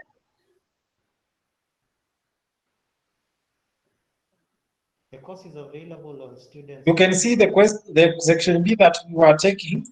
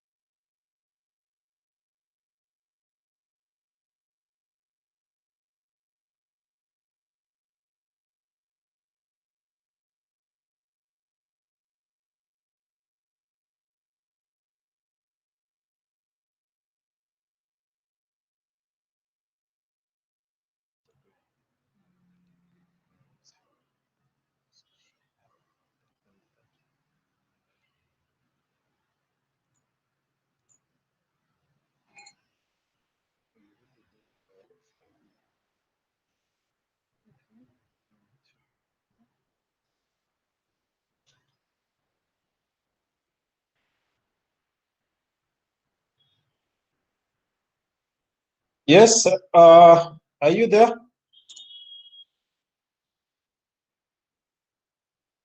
You can see, yes, Kiumi, you can see, you can hear me now. Yes, Jonah. Thank you. So, sorry for that interruption. You were at section B, and I'm actually resuming my quiz. I'm resuming my quiz after I got some interruptions, but now I'm back to section B. So the section B, we had gone through question 1, we had gone through question 2, we had not answered section 1, and section 1, the kind of question that is there, as I was explaining to you, is a question where you are supposed to match. You match what you are asked to the correct answer. Then we had answered question number 2. We had already answered that and typed our answer. That is a question of where you are supposed to type your answer. So it is an essay question. You can type your answer there. We have done that in our previous section. I go to section question number 3. You match this with this. So that is a question also where you're supposed to match. Is a matching question. It's a matching question. Then you match and you go to the next question. Question number 4. Students are, that's where our good friend Victor had given us the answer, and we say these are question of a multiple choice question, MCQ. You choose the correct answer, then you go to next. The next one, you are supposed to, question number 5, my university is, this is where we were at this, my university is, you are supposed to type here your answer. So it is what type of a question? We had said is a what type of a question? Is it a matching question, MCQ, essay, file upload, or even a text entry question? Huh? So this quiz will be submitted in 5 minutes as I look for my answer here. So I say my university is Kemu. I write my answer there because I have a time limit of 5 minutes remaining. So I move to the next. So that time does not catch up with me. I'm on question number. You can see this alert that I'm getting that this quiz will be submitted in 5 minutes, and I'm at question number 6. Curfew hours are currently from, you are given answers there. These are what type of a question? What type of a question? A multiple choice question. Curfew hours are currently from 7 to 4, 11 to 1, 4 a.m. to 9. None of them is correct. 8 to 11. Curfew hours. They are currently at what time? I put my answer there that I have selected that it is between 4 a.m. to 9 p.m. Then I move to next. Remember, I'm now trying to catch up with the time. Number 7 says, match the lecturer to the department. These are matching question now. Matching question. Lecturer A and lecturer B. So you choose. You click there, you get lecturer A belongs to department E, department C, department A, department B, department C. So I tick what? Department A. Lecturer B, you choose. Also, I match with the department B. Right? That is a matching question. I think that's the kind of a question that we will not come across. A matching question where you are matching a lecturer with a department. Lecturer A belongs to department. Very essential. Understand the various types of questions. Then I go to, I have my time remaining is 3 minutes. You can see here, 3 minutes. I have 3 minutes remaining to submit my quiz. Otherwise, if I don't submit, the system will automatically submit it on my behalf. So I click next. Question number 8, the last question.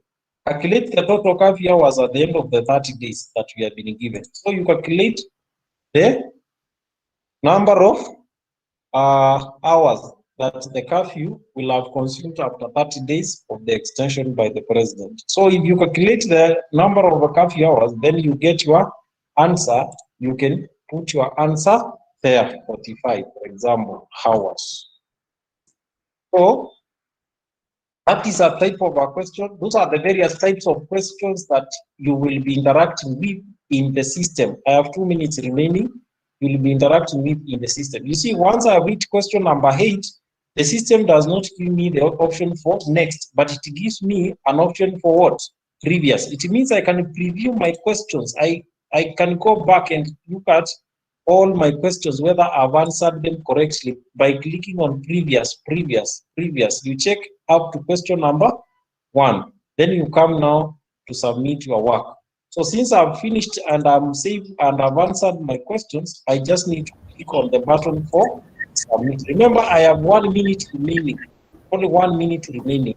So if I don't submit, the system will lock itself after the 1 minute that is remaining automatically.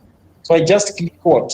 Since I've finished, let me click on submit the quiz. You have 2 unanswered questions. See the right sidebar for details. Submit anyway.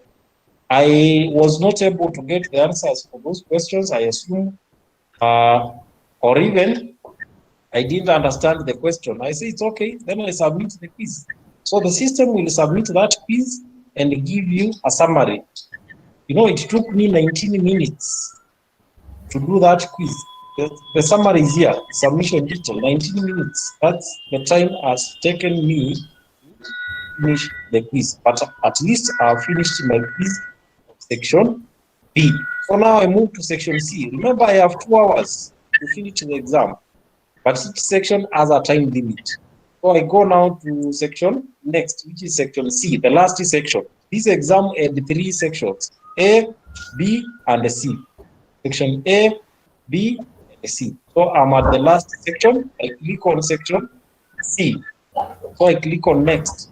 The system will take me to the next section, section C. You can see that this one is 20 points. Questions is 1. Time limit is 10 minutes. So here I have 20 points and I'm answering only 1 question. Attempt the question and upload your response as Microsoft Word document. What type of a question is this? Because it's our last question, type of a question that we are facing in this exam. What type of a question is that? Old people, I've told you severally and I've repeated the various types of questions that we are facing. Caroline Chemboy tells me it is an essay question. Susan says it is an essay question. Thank you very much. What type of a question is this? An essay question. I need to get like 5-10 students. Kimalili William tells me it's an uploading quiz. No, it is an essay question. And I emphasize that. Essay. You are supposed to upload the answer. Essay question. Reverend Doris tells me it's an essay. That's very true. It's an essay question, not uploading quiz.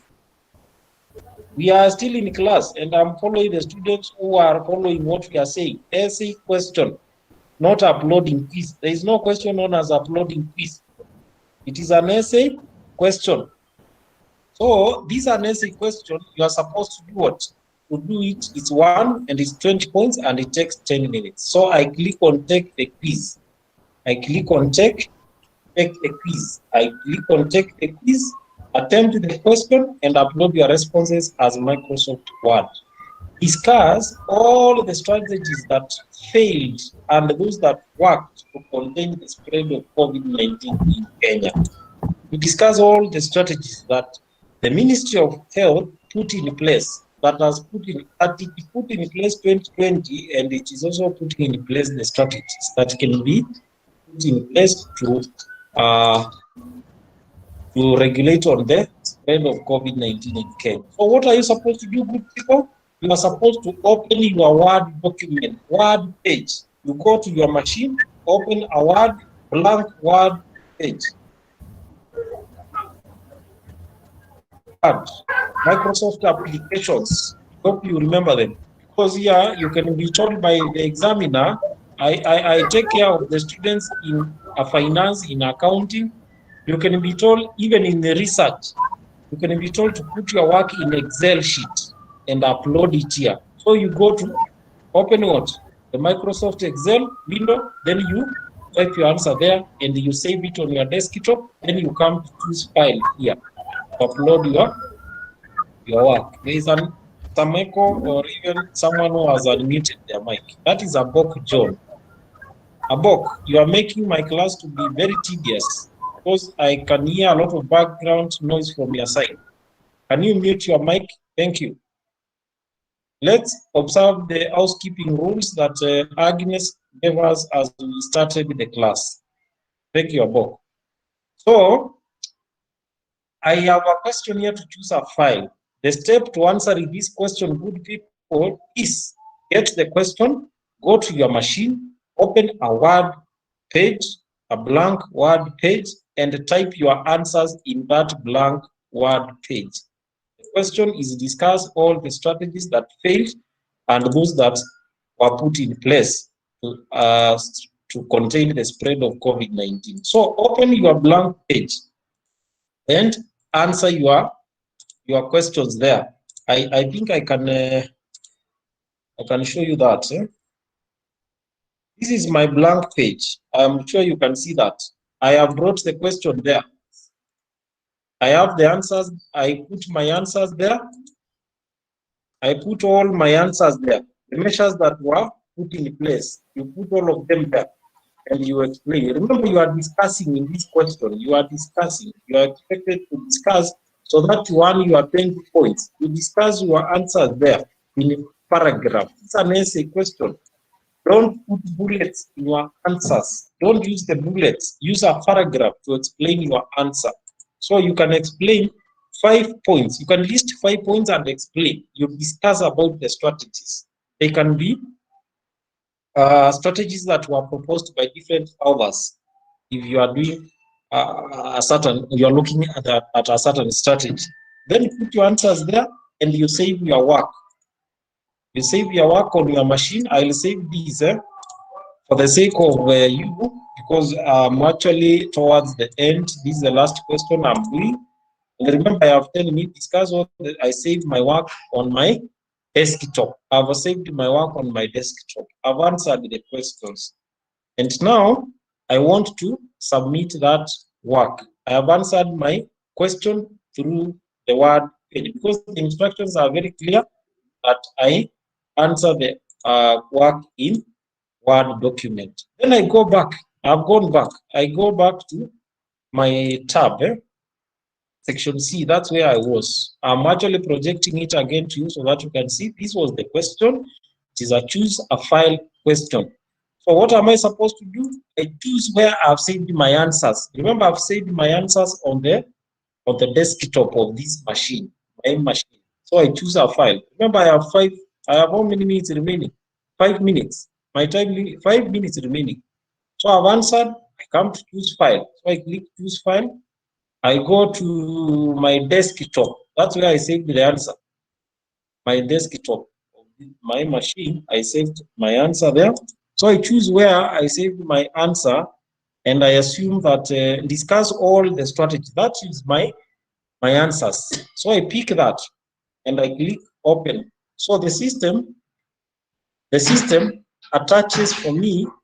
Your file has been successfully uploaded. The quiz will be submitted in 5 minutes. So you see, I've answered the question in Word. That's why it's DOCX. Because the lecturer here is very, very categorical that your responses as a Microsoft Word document, not PDF.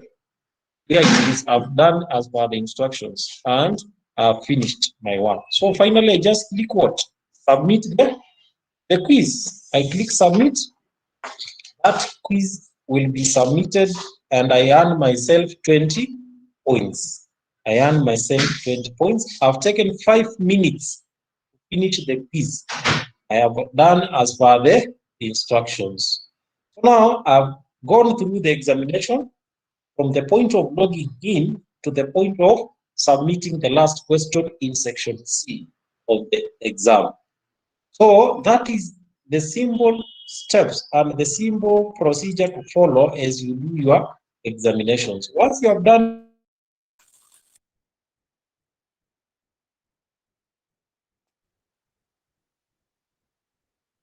you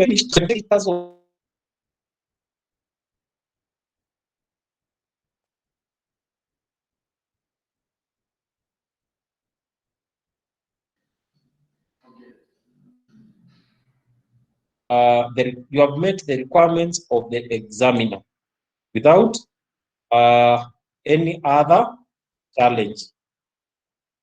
You have done as per the instructions given by the examiner. That's our expectation. That's my expectation from you students. How to go through the exam, how to do the exam, how to log into the exam portal, and how to fill in the exam. I started by giving you the learning outcomes as at the end of our training, good people. And I showed you that you start by filling the exam attendance form. You can see that. You activate your web camera, and then after activating your web camera, you start attempting the exam. Start attempting the exam, which is put into sections, section A, B, and C, B, and C. And I've shown you that in each section, there is a time limit, and each section has different marks. Each section has the different types of questions that we have talked about through our learning. Please don't forget that the various types of questions you are expecting, the types of questions can be an MCQ, multiple choice question, true or false question, it can be a short answer question, an essay question, a matching answer question, or even it can be a short answer question where you type the answers in the given page. So those are the types of questions contained in sections A, B, and C. So by the end of the examination, you should have answered all the questions in section A, B, and C. Each section has a different instruction. Section A, you do 2 questions. Section B, you do 8 questions. Section C, you do 1 question. The instructions in the sections will vary as per the instructions given by the lecturer to do what? To do the exam, or even to attempt the exam, because you are after your 70 points. For example, if your pass mark is, the exam will be out of 70, and the coursework is 30. It's another department or another program like medicine, it's 50. Coursework was 50. So the total number of points here in section A, B, and C should be tallied to, for example, ours is tallying to 20, 20, 40 plus this is 65. That means that out of 65, I will score either 65 out of 65, or 0 out of 65, or even half out of 65. And that will culminate to my final examination, which I've undertaken through the CHEMO online platform. That is use of the digital platform. I've done my exams and I've finished my exam. I now wait for my results. When the lecturers mark, they'll give me my results, which I review on my student portal. So good people, that brings me to the end of my today's presentation, unless you have questions. But now I return the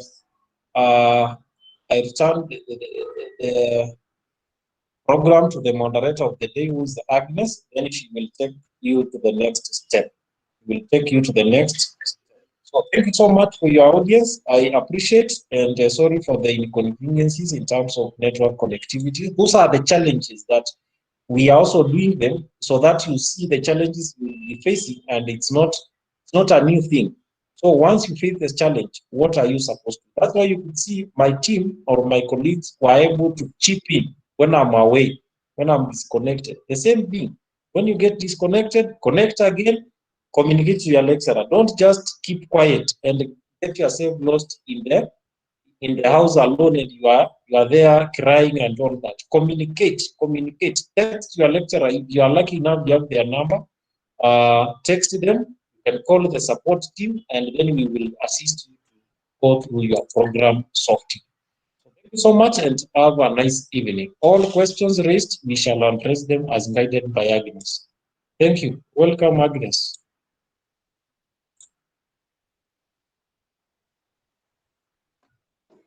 Thank you, Jonah, for taking us through this. It was interesting seeing everyone very attentive, so many questions from the chat area and even from the YouTube, and we were able to respond. So at this time, before the question and answer time, I would like you to log in to the exam portal, because we've all migrated you to the class or to the exam, to the demo. On your dashboard, you will see On your dashboards, you'll see online examination demo. Are you able to see that when you log into your exam portal?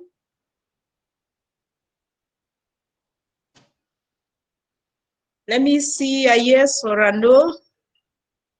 Are you seeing that on your dashboard?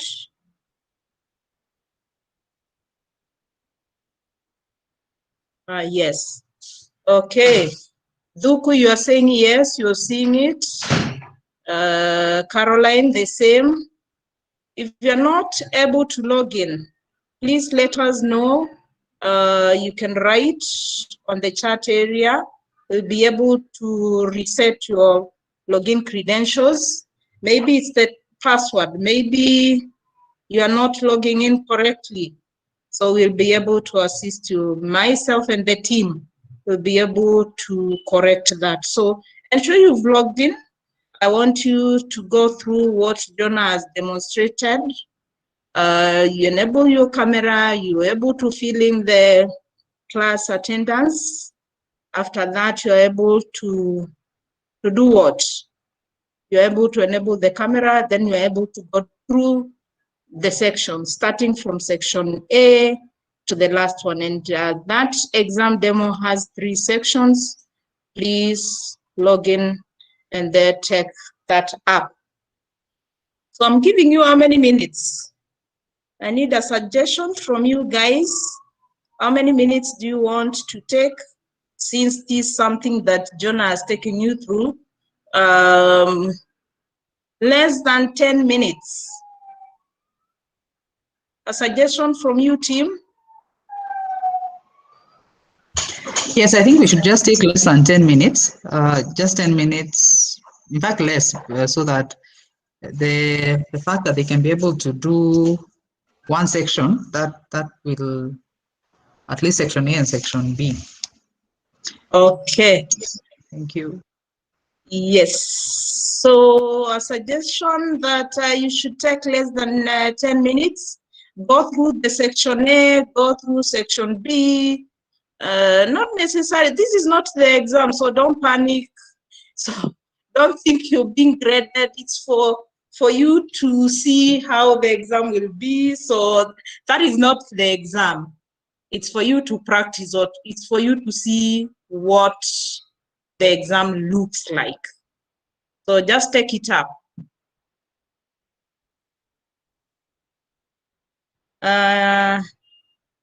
So I've given you 10 minutes. I'm timing from 4:15 right now. So we'll be back after 10 minutes, 25. Let's meet here after you've submitted section A and section B. And this does not mean you log off or you disappear. Stay here. Let's see what you're doing. Excuse me. Yes, please. Where are we getting the examination portal? Oh, you were not there when we posted the link. So the link is digital, digital.kemu.ac.ke. Digital. Yes, .ac. .ke. I'm posting that on the chat area again. Okay, thank you. Okay.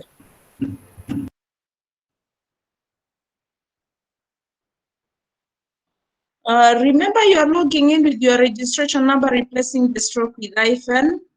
The 4 digits of your registration number plus the year of entry or the year of admission gives you the password. So the password is the 4 digits of your registration number, then the year when you join. Hi, Agnes. I'm trying to locate my exam registration link. Is it active? Yeah.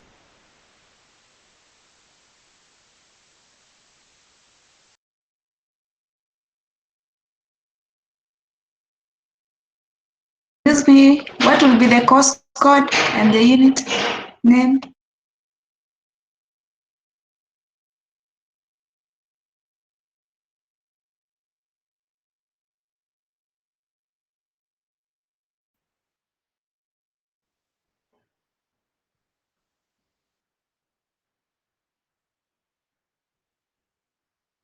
Someone asks a question?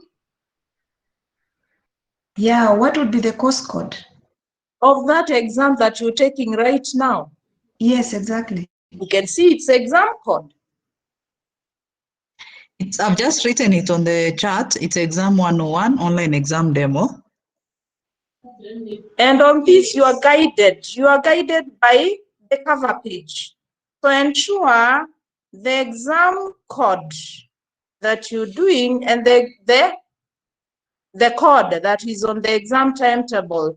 You don't see you're doing Econ 101 on the timetable at that particular day and time, then the exam is showing a different code. So if the exam is showing a different code from the cover page, that should allow you to confirm whether the exam is right.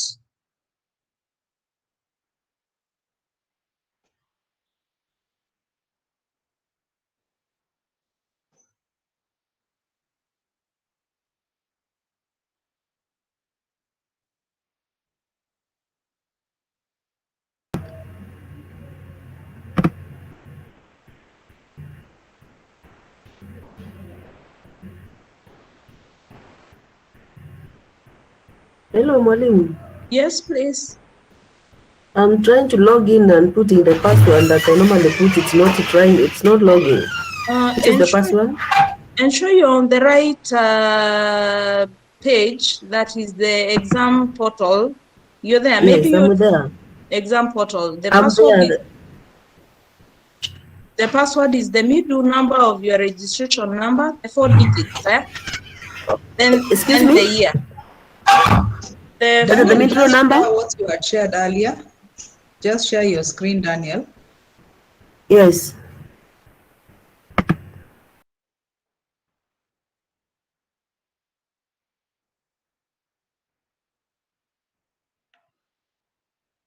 Daniel is sharing the screen on how the password should look like. That's an example. Rebecca.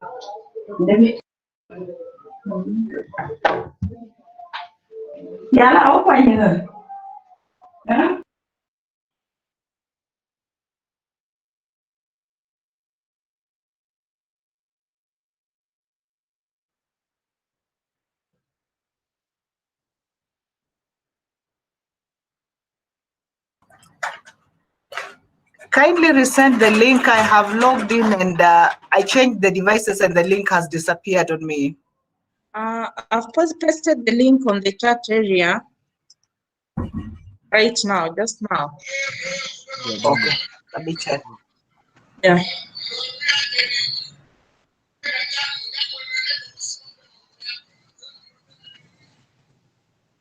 Rebecca, Karema, are you okay? To log in, only that it is very slow on my side. I'm trying to log in. I will let you know. Okay. Thank you.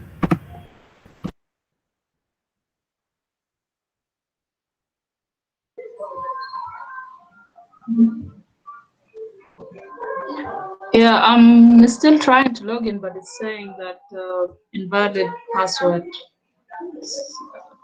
Then I'll put it correctly. Maybe you can share your registration number on the chat area.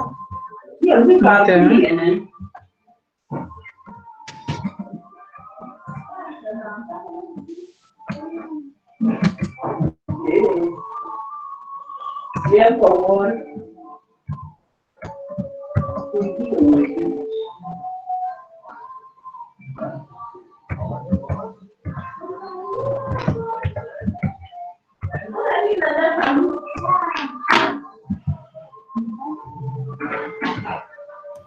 there's somebody's camera, somebody's volume is just distractive. Nyakweth, kindly mute your mic.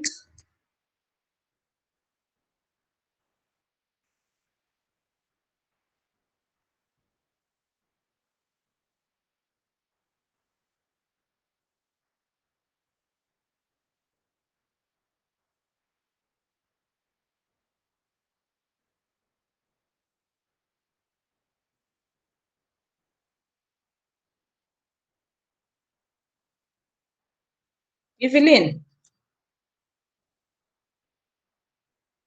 Evelyn Oigo, you're asking what we are supposed to do here.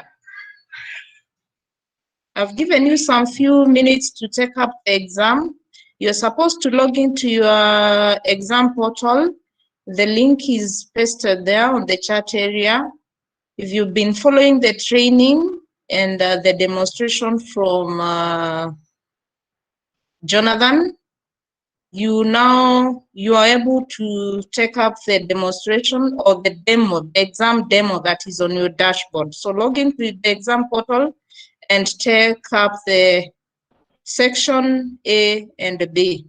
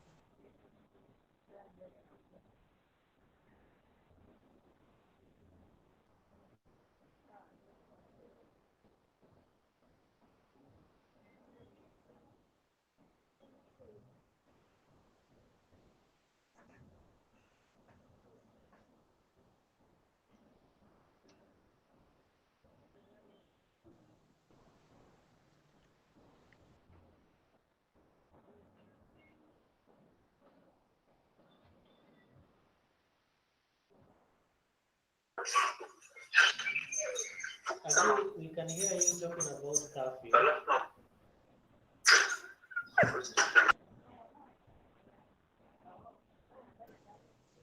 Excuse me. Yes, please. I'm unable to log in using the credentials they have given. Your registration number, please. BSN 182.6 to 2019. Okay.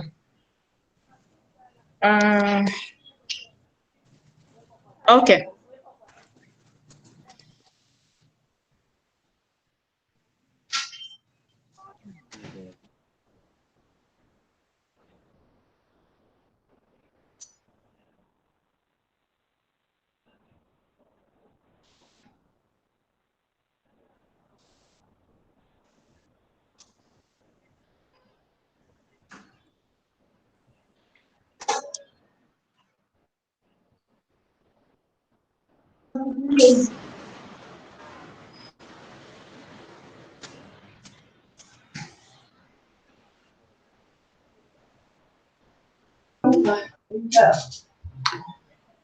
Okay, Excuse Munjo, me. you can proceed and log in. Your password has been reset. Then we have Nyakweth. Yes, still having the same issue, and it's taking me to my usual account. Like whenever I put in that link, it's just taking me back to the account, not the exam page. Ensure you're on the right link, digital.kemo.ac.ke, yeah? Yes, that's what I do. I did that already, but it's still taking me to the usual page.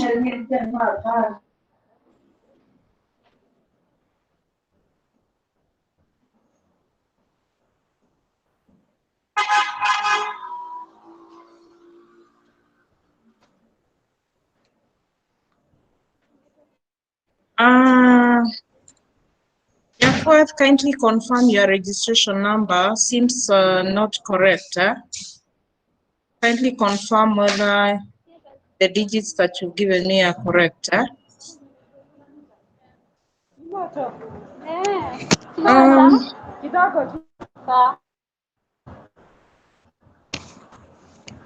I think now we should be back with feedbacks. The session is, or our time is up for taking section A and B. And Jeru Peter has finished. Who else has finished? I'm not able to log in. Yet teach.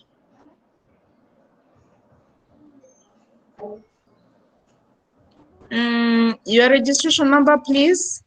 Put it on the chat area. Gavoni has finished as well.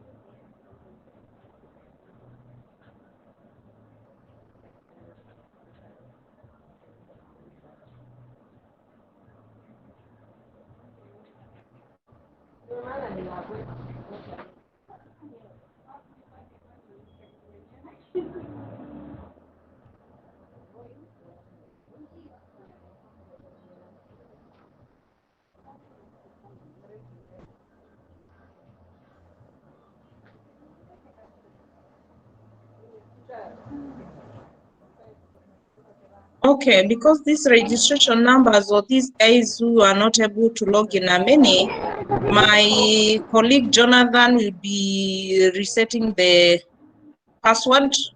So with the rest, we can just proceed. You've taken the exam.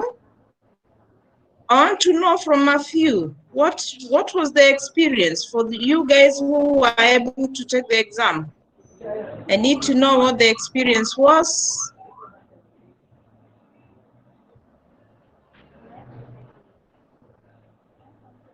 Irene, you too. Kindly tell us how the experience was.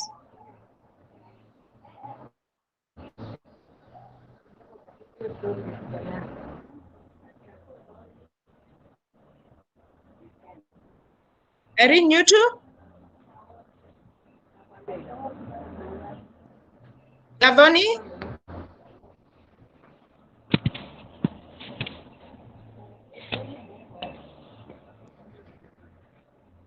Jeru Peter, please tell us how the experience was.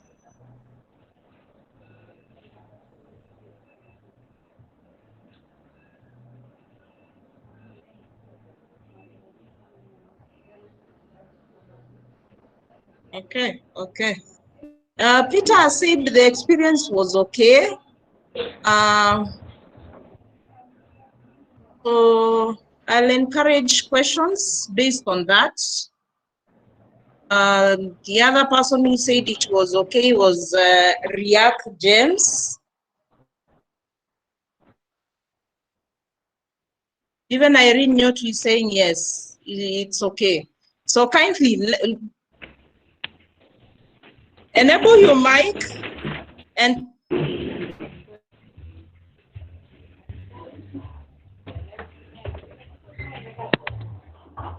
I need to get someone who can tell me how the experience was. Please enable your mic and speak.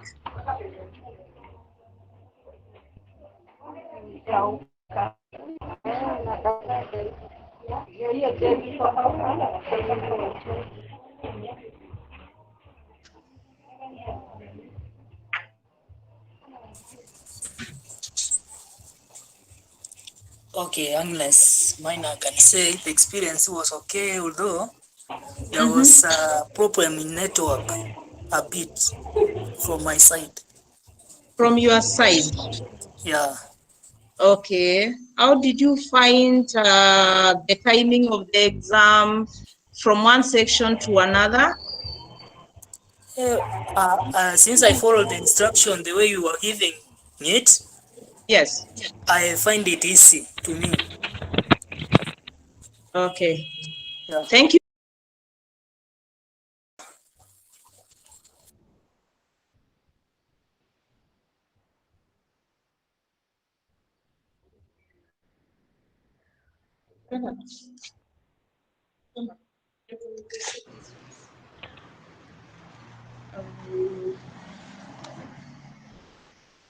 Done.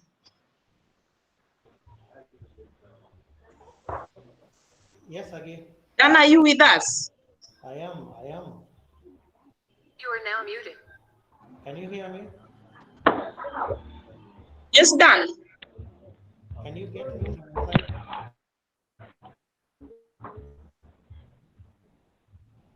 Kindly, if you can look into Nyakweth Peter account there.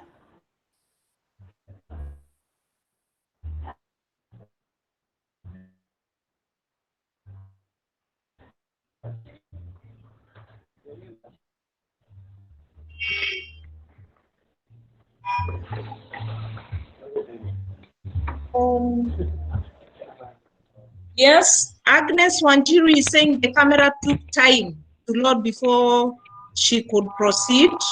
It's good to give us feedback on that because we are going to rectify all that before exams. So when you say the camera, we've noted that. When you enabled or you activated the webcam, that Can you hear me, time Agnes? to load.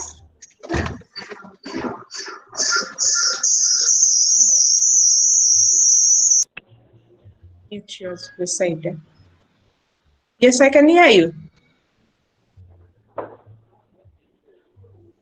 Okay, let me sort out.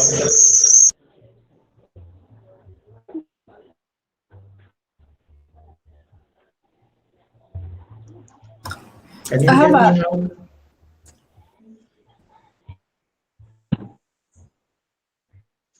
Agnes? Yes, please. Yes. So you were saying something about a student who needs to be sorted out? Yeah, that student, Nyakweth Peter. Somewhere up there, a BIR student. When you check on the chat area, you find it, or I read it for you. He can't log in, BIR 1725. Yes. I could not find him on the exam portal.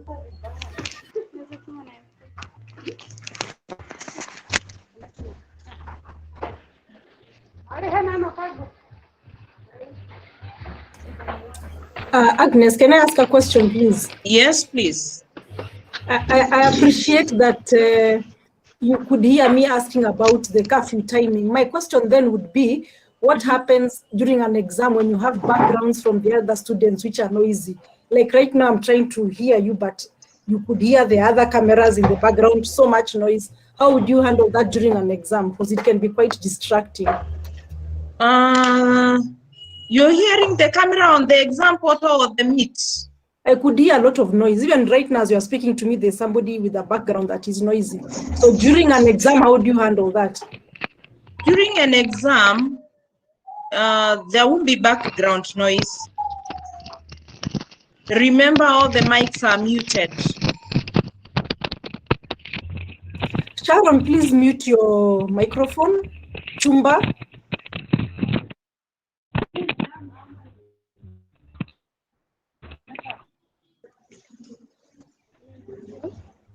I understand what Alice is saying, and sometimes you have these challenges from the other students who do not either mute or turn off their cameras or turn them on.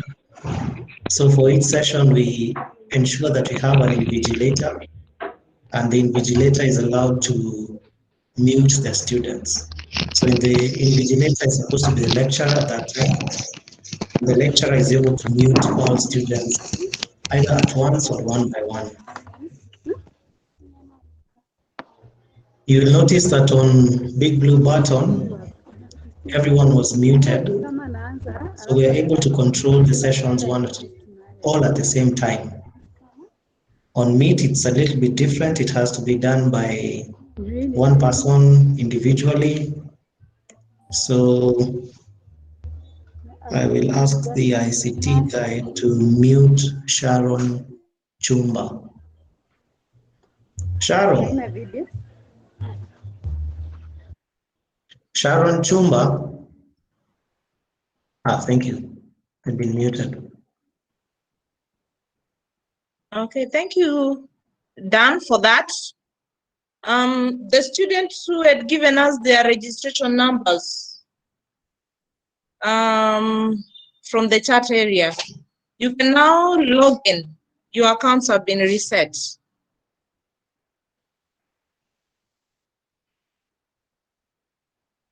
Shamsa, you can log in now.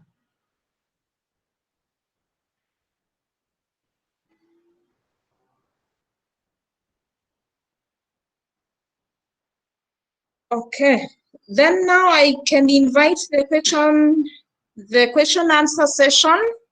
We address all your queries from this section. Kindly, you need to raise up your hand from the raise a hand tool. Then let's have one person at a time and we'll be able to respond.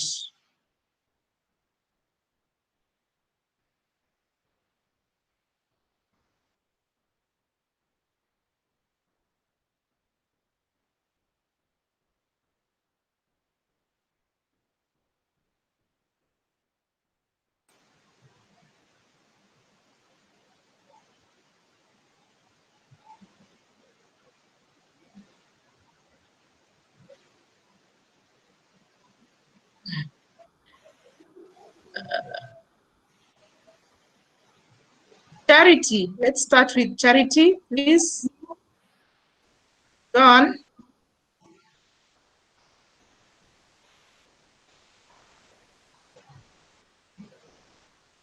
If Charity is not ready, we can have Mutembe. Yes, madam, I was asking. Yes, please. Just a week ago, one of my subjects was published, and upon opening the published course, I realized that other students had already done the cut 2 weeks ago. I went to the inbox and I wrote a message to Bishop Kadia. He didn't respond. I made a call to him. He didn't pick the call, and I'm so far away from Nairobi. So what do I do? And I'm doing online. For that, you need to liaise with the teacher. After this, sorry? I already did that. I wrote a message to him through the inbox. I called his phone and he doesn't respond. And now I understand that without doing the cut, you may not be admitted into doing the end of a semester. You see, that's a particular course that needs, if you found a cat, it's already done, you need to liaise with the teacher. Let the teacher, I hope you've been calling him or writing a message to him. I Or how already have you did. been communicating? I went to the inbox. Yes. And I messaged him about the issue, and he didn't reply. I also was given his number, and I called him, and he doesn't, pick the call. Okay. For Christian beliefs, the subject is Yes. Christian beliefs. Yes, DO 111. Yes. And it's good. I encourage students that even if when the lecturer sets up a quiz or a card, remember it's timed. So ensure you don't miss. And in case you miss or you know you're not making it on time for the card, ensure you alert the teacher.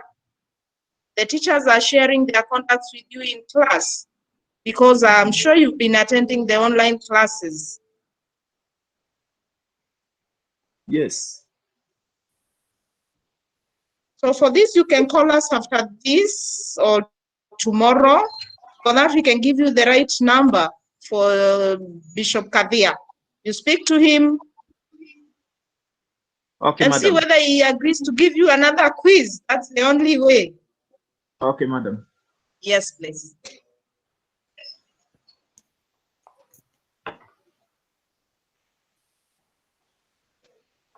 Ahmed?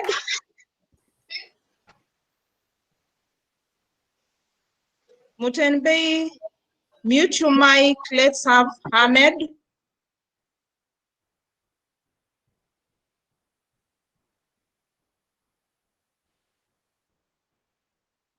Ahmed is not ready. Let's have Kemunta.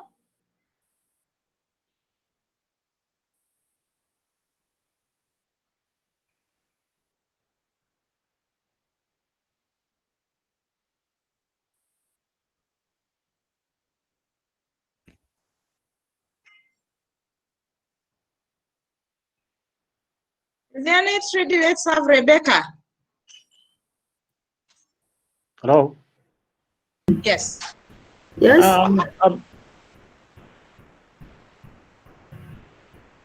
I'm trying to log in on the digital, but my password is not correct. I say that not correct. My password. Please share your registration number via the chat. Share via share via the chat.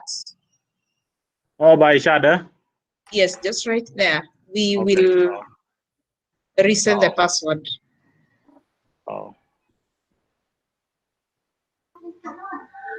Yes, now I'm able to log in to the exam section, but it's saying that only registered and enrolled users can take graded quiz. So about that testing, how can I do it?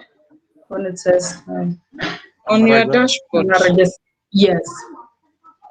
On your dashboard.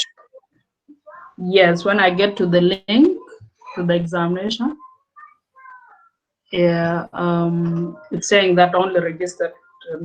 Like I'm trying to do that test.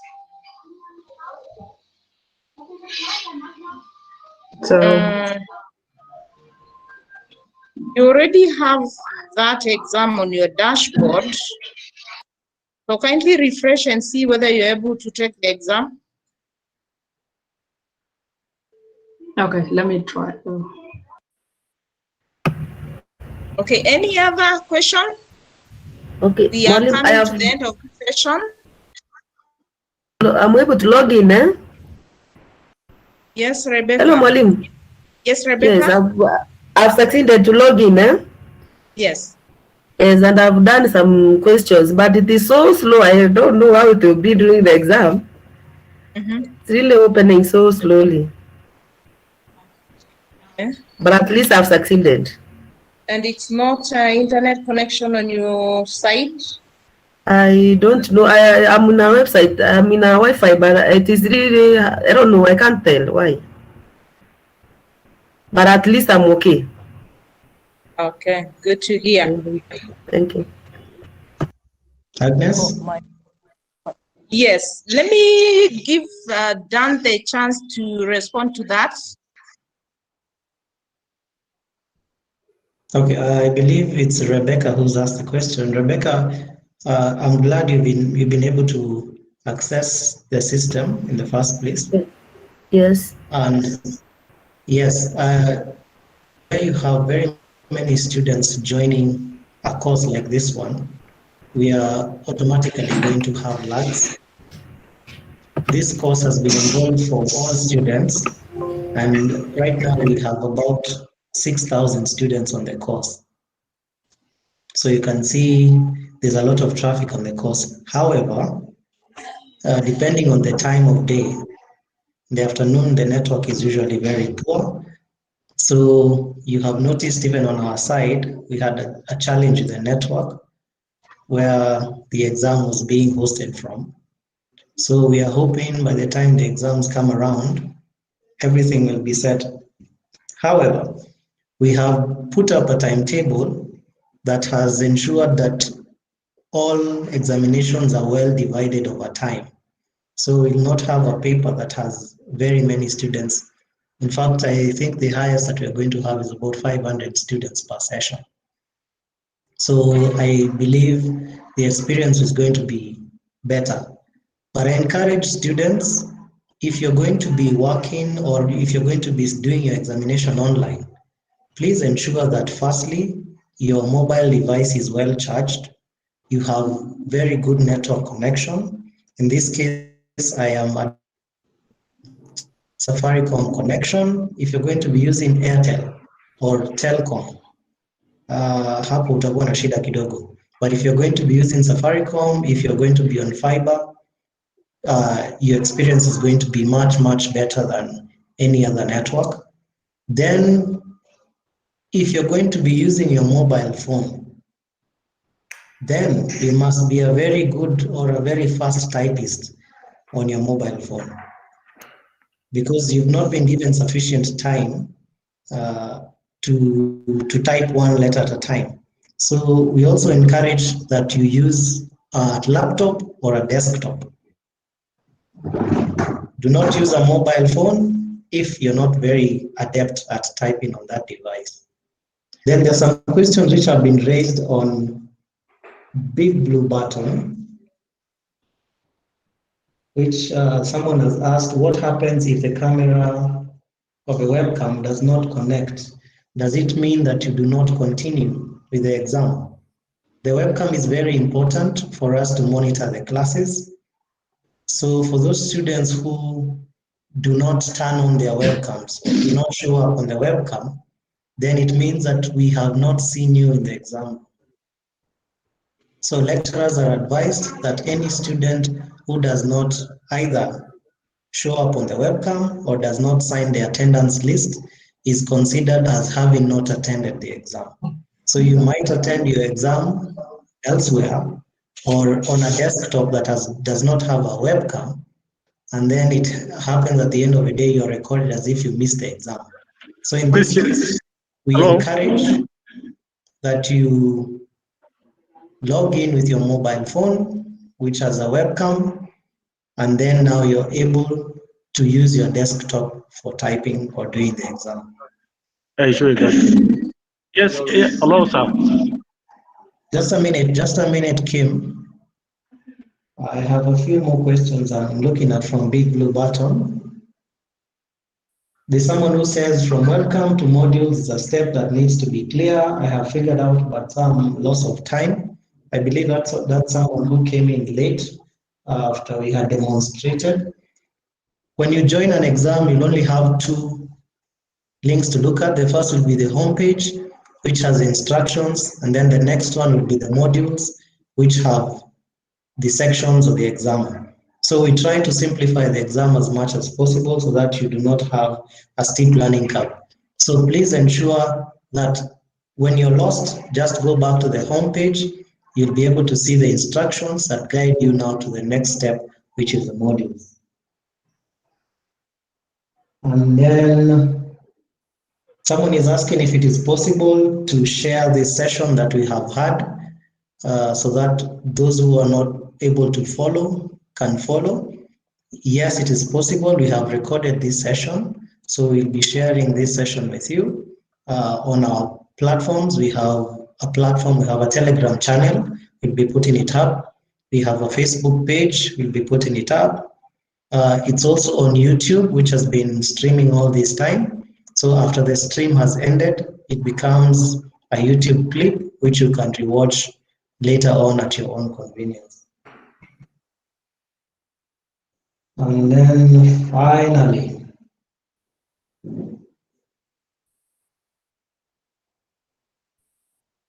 these are just repetitions of questions that have already been asked. Aggie, back to you. Okay, thank you, Dan. Yes, in regard to class attendance list, there are issues which a lot of students face, which is it asks you when you try to click the class attendance list, then it tell you need a permission. This form can only be viewed by users in the owner's organization. So which is The issue of permission, Kim, yes. The issue of permission, it means you need to have logged into your CHEMO student email for you to sign in to any form, any Google form from the school. Is it not the email that I use, like personal email? No, the CHEMO student email, and I insisted on that on my presentation. Ensure you get your CHEMO student email. If you don't have, I have to create a new email for this. Sorry? Okay. The CHEMO student email that we give to all the students, that can be availed by ICT. Because I don't have a student email. Ensure you get one. Yes, the email is also important because it will be used for clearance, student and examination clearance. So Kim, if you do not have that email, you will not be able to clear for your exams this semester. So you have to get in touch with our ICT team. Their email address is ict.support@kemu.ac.ke. I'm going to put it up on the chat. ict.support@kemu.ac.ke. That email is very important. Okay. If you don't have it, you do not sign for clearance, you do not sign your attendance form. That's what I need, I guess. Okay. Yes. I have a question.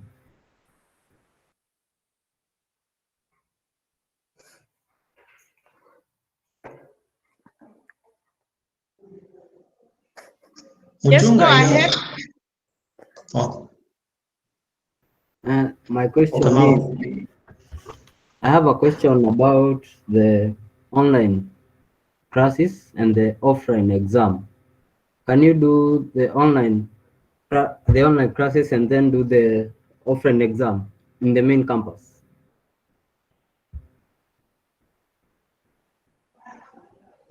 Kamal, thank you for your question.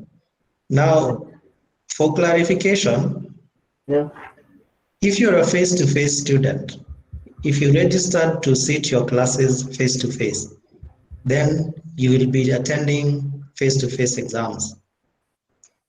Remember at the beginning of the semester, we asked you to register and say whether you'll be doing classes online or you'll be coming face-to-face. So if you said you're going to do classes face-to-face, examinations as well, face-to-face. If you've been doing your classes online, then you'll be taking your examinations online. However, as my director indicated at the beginning, the registrar is going to make an official communication either this week or at the beginning of next week when the official timetable comes out. That will be very clear so that even the timetable indicates which exams will be online and which exams will be face-to-face. By face-to-face, I mean physical exams. So for clarity, let's just be a little more patient. The registrar will issue communication. Kindly let me. The timetable is already out. Yeah. Okay.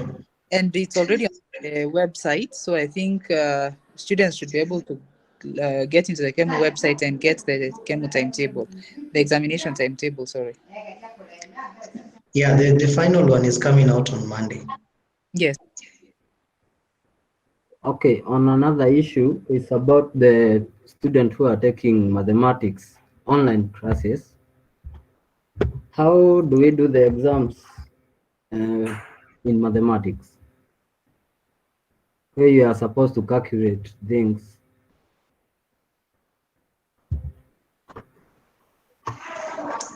Thank you, Kamau. For mathematical or scientific questions that require some calculations, your lecturer is going to give you an option for you to upload your answers. So you'll just do your answers separately on a piece of paper. You take a picture or you scan it, and then you upload it by on Canvas or on your digital campus. You're not going to be doing your mathematical equations directly on the machine. You'll do them on a piece of paper, take a picture, and then upload them, just like a normal assignment. Okay, I got that. Thank you. Oh, you mean Mwalimu? Excuse. You mean we should have writing materials with us?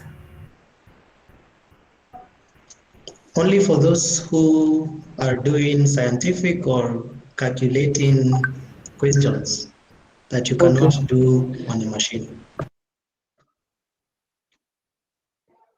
Nyanga, your hand is up. Okay.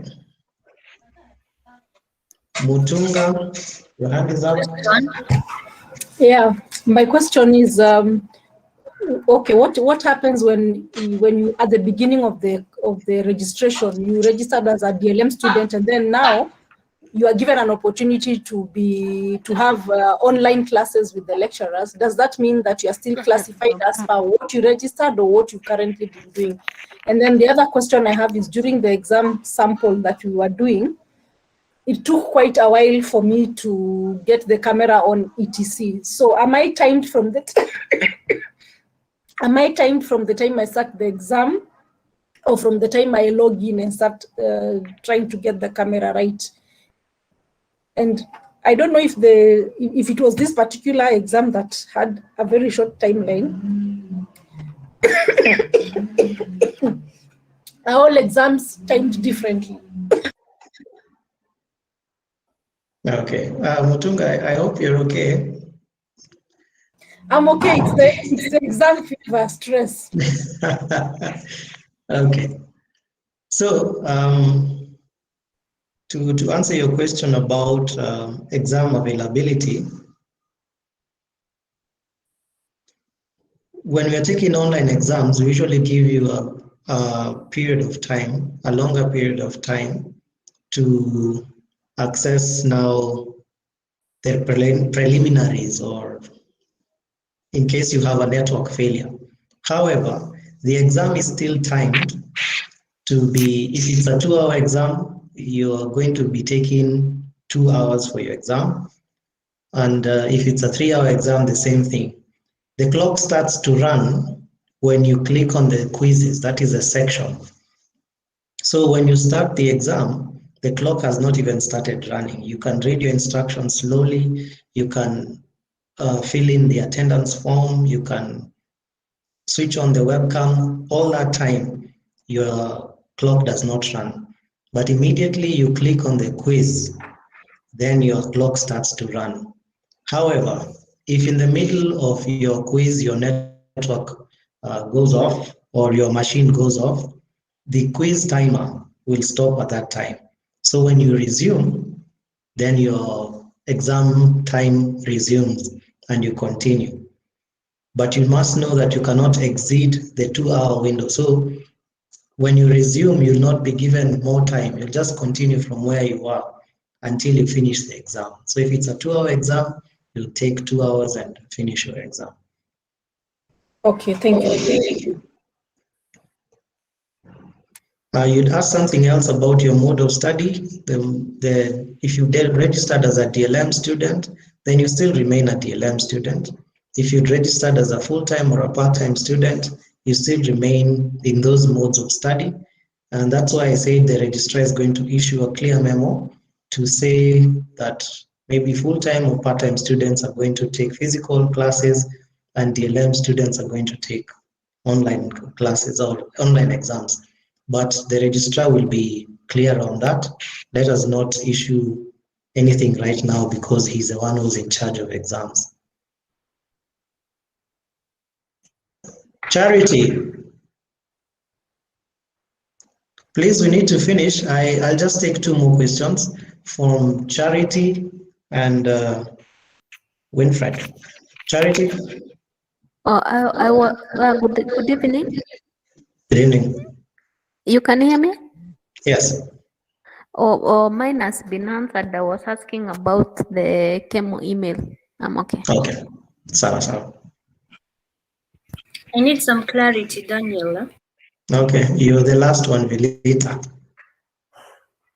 I do have the chemo email, student email, but whenever notifications are sent, they come to my personal email. So I don't know if that will be an issue for me. No, it will not be a problem. That means when you registered at first, the details that were captured were your personal email.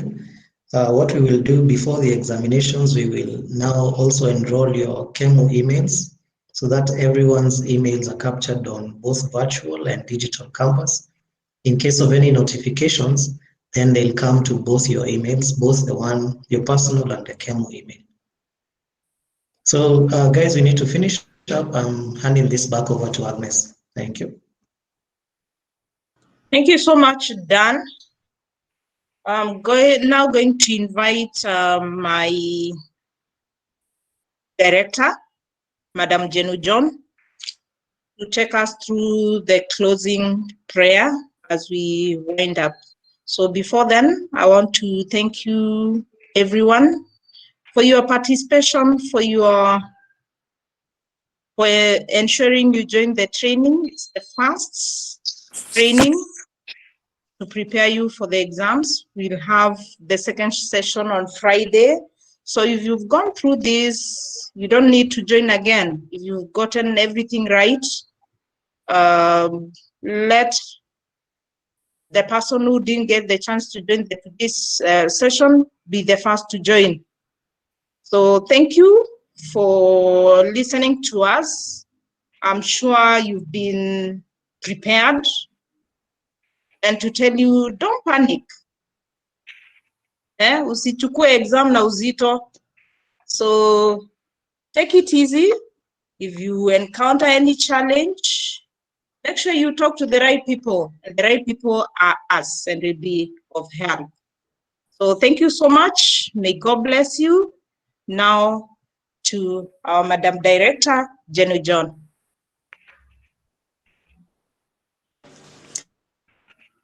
Okay, thank you so much. I want to first of all appreciate the students for staying this long. We've been 3 hours. We had estimated only to take 2 hours, and we're hoping maybe the one for Friday will be able to shorten the time.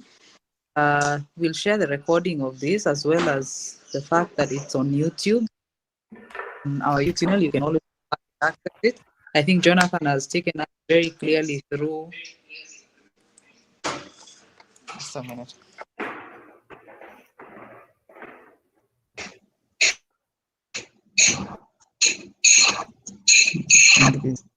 So yes, Jonathan has taken us very clearly through the process of undertaking an online examination. So thank you so much, Jonah. In fact, I was just telling my colleague here, I wish I was Jonah's student. He really teaches so well. Agnes, thank you for coordinating this entire process, and the entire DVBL team. ICT have also been extremely supportive of us, Dan, Kiremi, and I don't know who's in charge of the ICT, but Daniel, at least I know Dan is there, Kiremi, so thank you so much. And of course, to the students, we are truly appreciative of the fact that you've stayed with us this long. And as Agnes has mentioned, we are conducting these trainings every week on Wednesday and Friday. So please, if you have understood what has taken place today, give the other students an opportunity on Friday and for the remaining weeks before examinations. However, please don't feel shy of to attend. You can always attend through the YouTube streaming channels that we have provided. And you can always raise questions to us through digital.campus@kemu.ac.ke. Anything related to ICT, you can send it to ict.support@kemu.ac.ke. And for anything to do with the examination, clearance, please write to the registrar at academic.registrar@kemu.ac.ke. All of these contacts are on the KEMU website. So please reach out to us. We are definitely ready to respond to your queries. So I will, at this point, maybe just because we started off with a lady who prayed for us, so I will request a gentleman to do the honors for us. Peter Nyakweth. Lonnie Kim, kindly mute your microphone. Yes. Sorry to take you back. Finally, I was able to do this test, but when I reached to that point of uploading a file, it makes it so slow. Like it will take more than 10 minutes for it to upload. So I don't know if that will happen during the exams. I don't know whether you listened to what Daniel had, I think he had responded to that. Yes. Daniel, maybe if you'd like to respond to that again.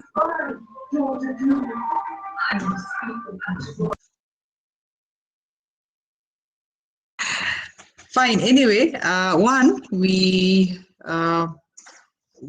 the timetable this time is actually spread out. We have 3 sessions for the examination, so which means at any one time we'll not have more than 500 students sitting the examinations. That translates to we will not be clogging the system. Second, right now where we have hosted the examination portal is just on one of our low-end servers. During the exam time, we'll actually migrate it to one of our high-end servers, which actually has better capacity than where it's hosted right now. So that will be done. So we are hoping, of course, by the time you're sitting the examinations, will not have such issues. I hope that addresses your concern, Nyakweth.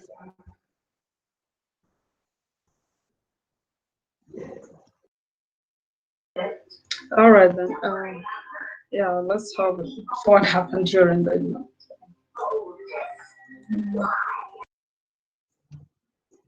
Okay, so I thought it was a gentleman behind that name, Peter, because I saw Peter. So maybe then I can. Okay, Paul McCall, let me just give you the last to raise your query, and then we can call it a day, please, because it's already past 5. Thank you so much. I joined this platform late, and I ended up getting a little. From the beginning, I think I missed a lot. So what my concern is that I am not able to log into the server. Kindly, if possible, for Jonathan to send me the password so that I can log in and see, try to look around how I can, whether I have grabbed something or not yet. If not, I will be able to, I can catch up in the next meeting of Friday. So my concern is just